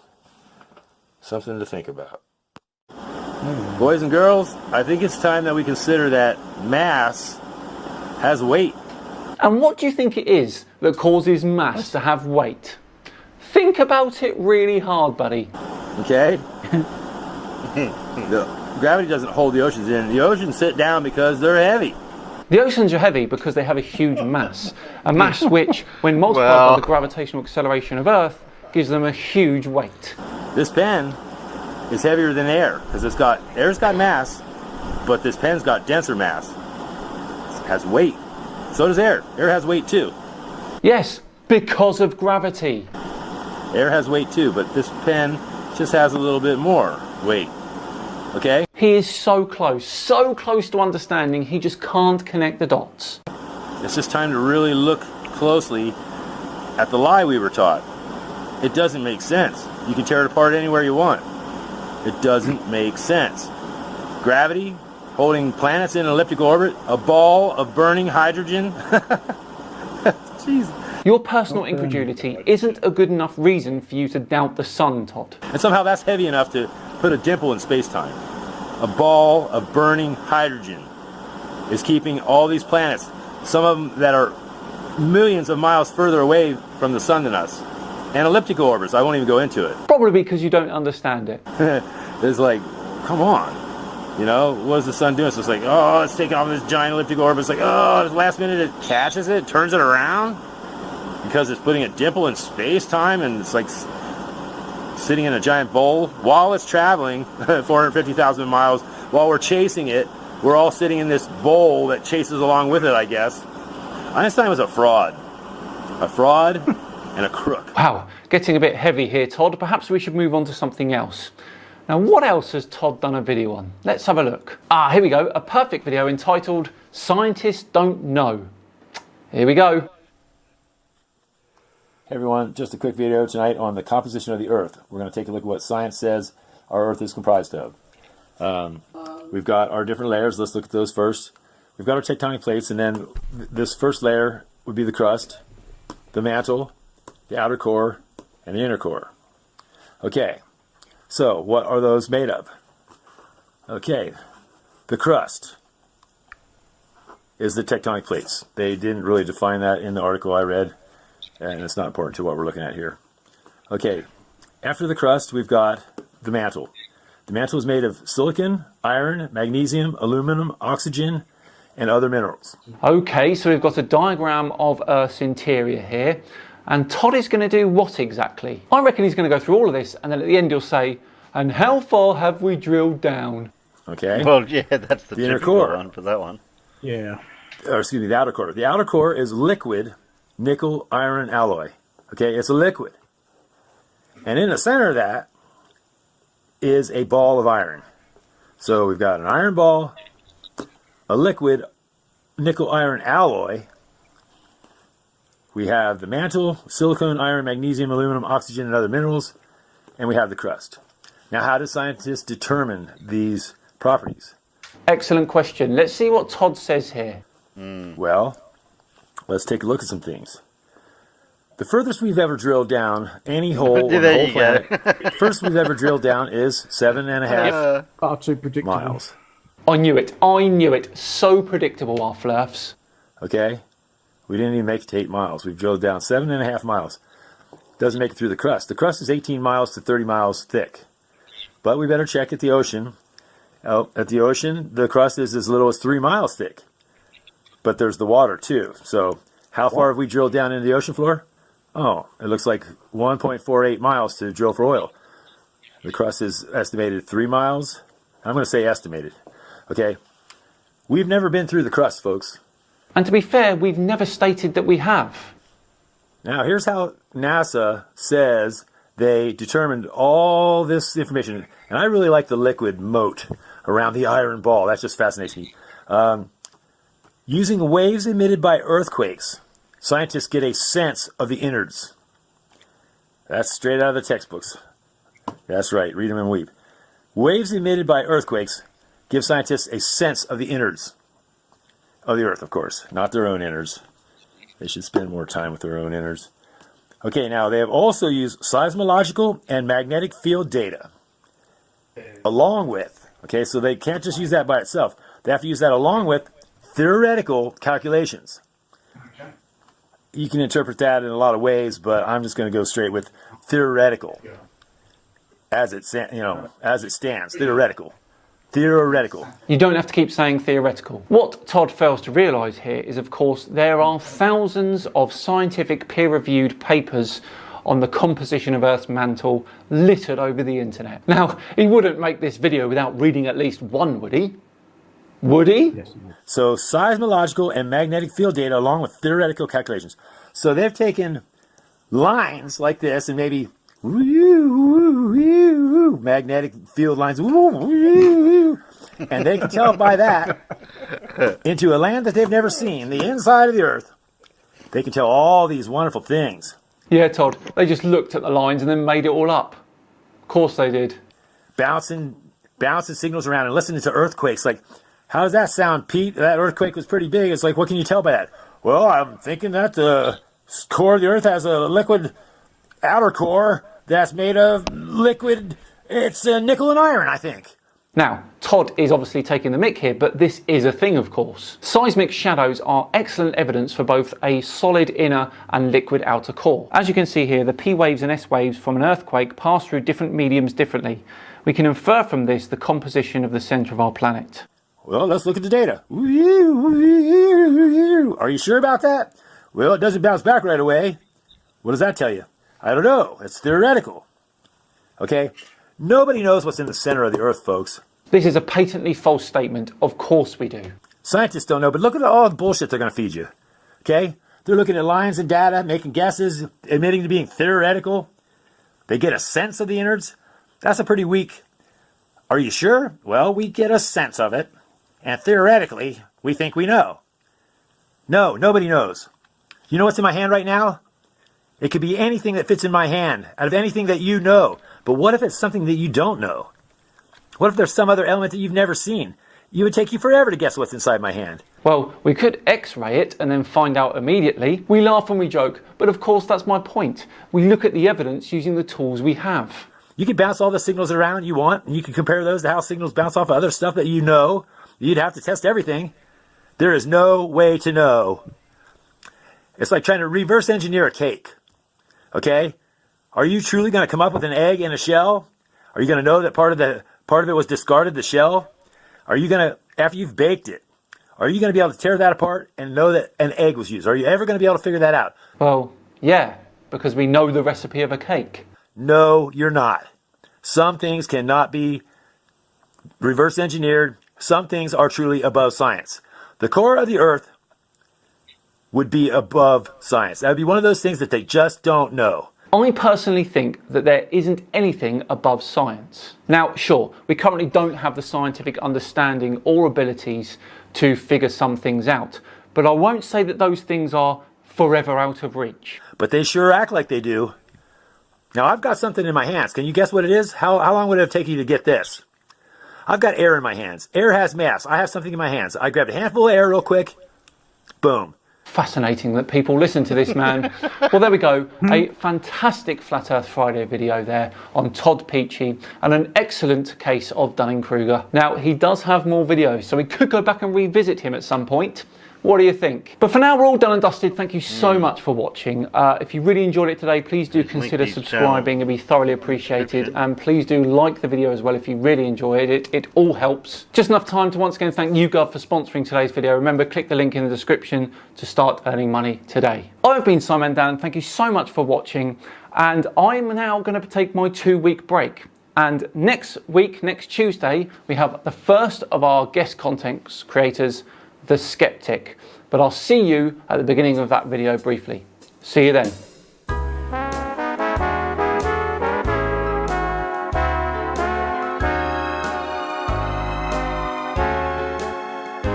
Well, he obviously done some research, but obviously didn't understand it, what he read. No.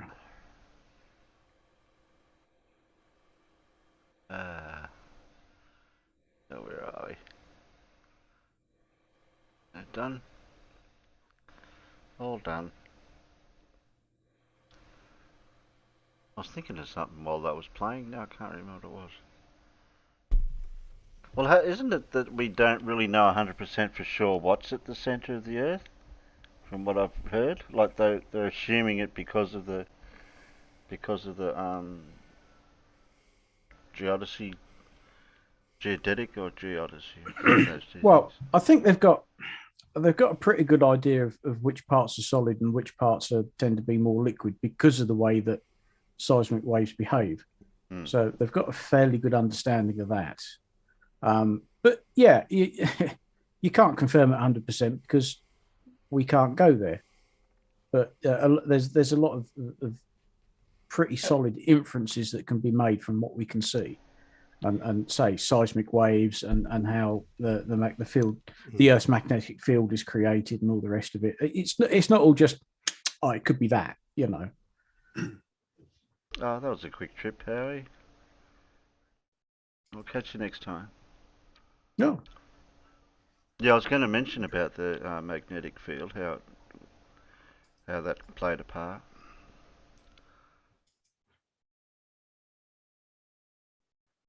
Yeah. Well, we've been going for a while now, Paul. It's getting a bit late. It's getting a bit late here for us old farts. I mean, it must be up at 6:30. 3.5 hours. It's 3 o'clock in the afternoon here, just about. Yes, 2 o'clock in the morning for you guys. Yeah.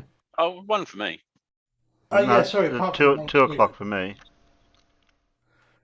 Yes, and we're getting new Harvard students on Monday, so I've got to light the heaters tomorrow and get all the feeders ready and drinkers ready. Oh yeah. They've all got to be warm watered and fed. Yeah, even though it's summer here, they've still got to be warm. Yeah. No, the freezer's ready. Yeah. Oh dear. I was going to say warm the freezer up, but that wouldn't have worked, would it? No, not so well. Get rid of all that. I don't need all those tabs open anymore.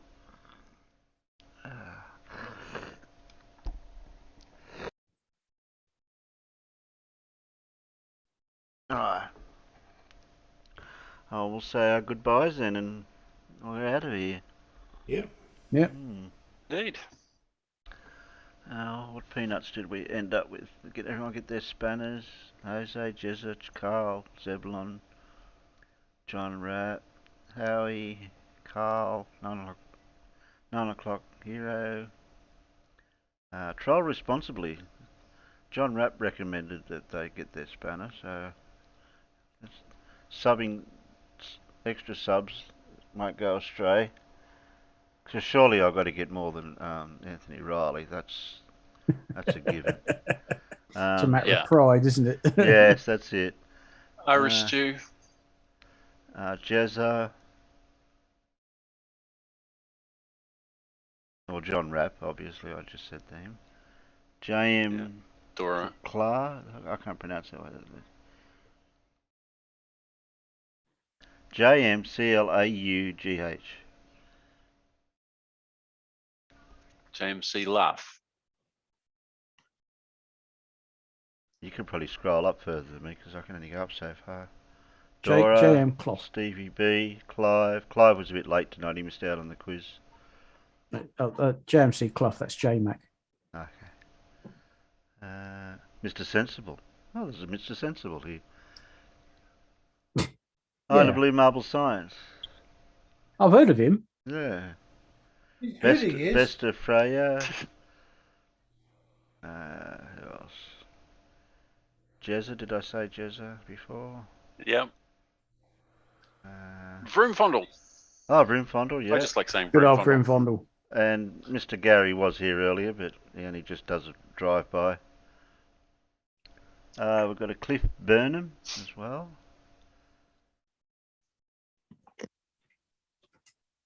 Oh, there's an Alan Evans. Alan. Alan. Alan. The Omigs. Farmers Could be worse, it could be Badger. He sounds a bit iffy. Yeah, I might take his spanner off him. I'm still going. The Omigs. Oh, no, I can't go any further. As far as I can go. I don't know who else I've missed. I can't think of anyone. Oh, wasn't Judy there tonight? I don't know if they were there earlier. No, I haven't seen Judy out there tonight. Okay. today. You said even. me 3 times, special mentions. Oh yeah, I'll say you 3 times. Accidentally. Yeah. But not on purpose. And of course, I was there Oh, I didn't see you. a ways back. No, I couldn't go that far back, sorry. You don't get a shout out, I couldn't see you. Oh well. And you can't shout yourself out, doesn't work that way. Well, Carl Edwards did, so Oh, okay. good man. Oh, Dean wasn't out there. No, I've it's got true. to give him his spanner back. Oh, Judy was here, Dora said. No. Oh. Must have been back earlier. I wasn't watching the side chat all the time. Well, Dean can't get his spanner back until he types in the peanut gallery, so he misses out for now. Oh, starting from left top. Thanks, Alan. Thanks, Leonardo Benici. Farmer's Boy, Monk, Blue, Stingray, and my channel looking for 500 subs. Well, I've already reached that milestone, and you've got a channel that's looking for 500. Are you looking for 500 more, or looking for 500 total? I'm self-shilling. Yeah, that's okay, Jose. You're allowed to do that. And Stingray goes, blah, blah, blah. Blah, blah. Well, at least it's posted. Yeah, that's all I need, just so I can give people back their spanners. So I know who I've got. Alright. Alright then. Thank you, panel. Fix Stingray. I did. Okay. I gave him a shifter or a spanner. One of them. All right, good. Okay? Goodbye, everybody. Yeah, that's what I'm doing. Bye, Peanuts. Night panel, night peanuts. Peanuts.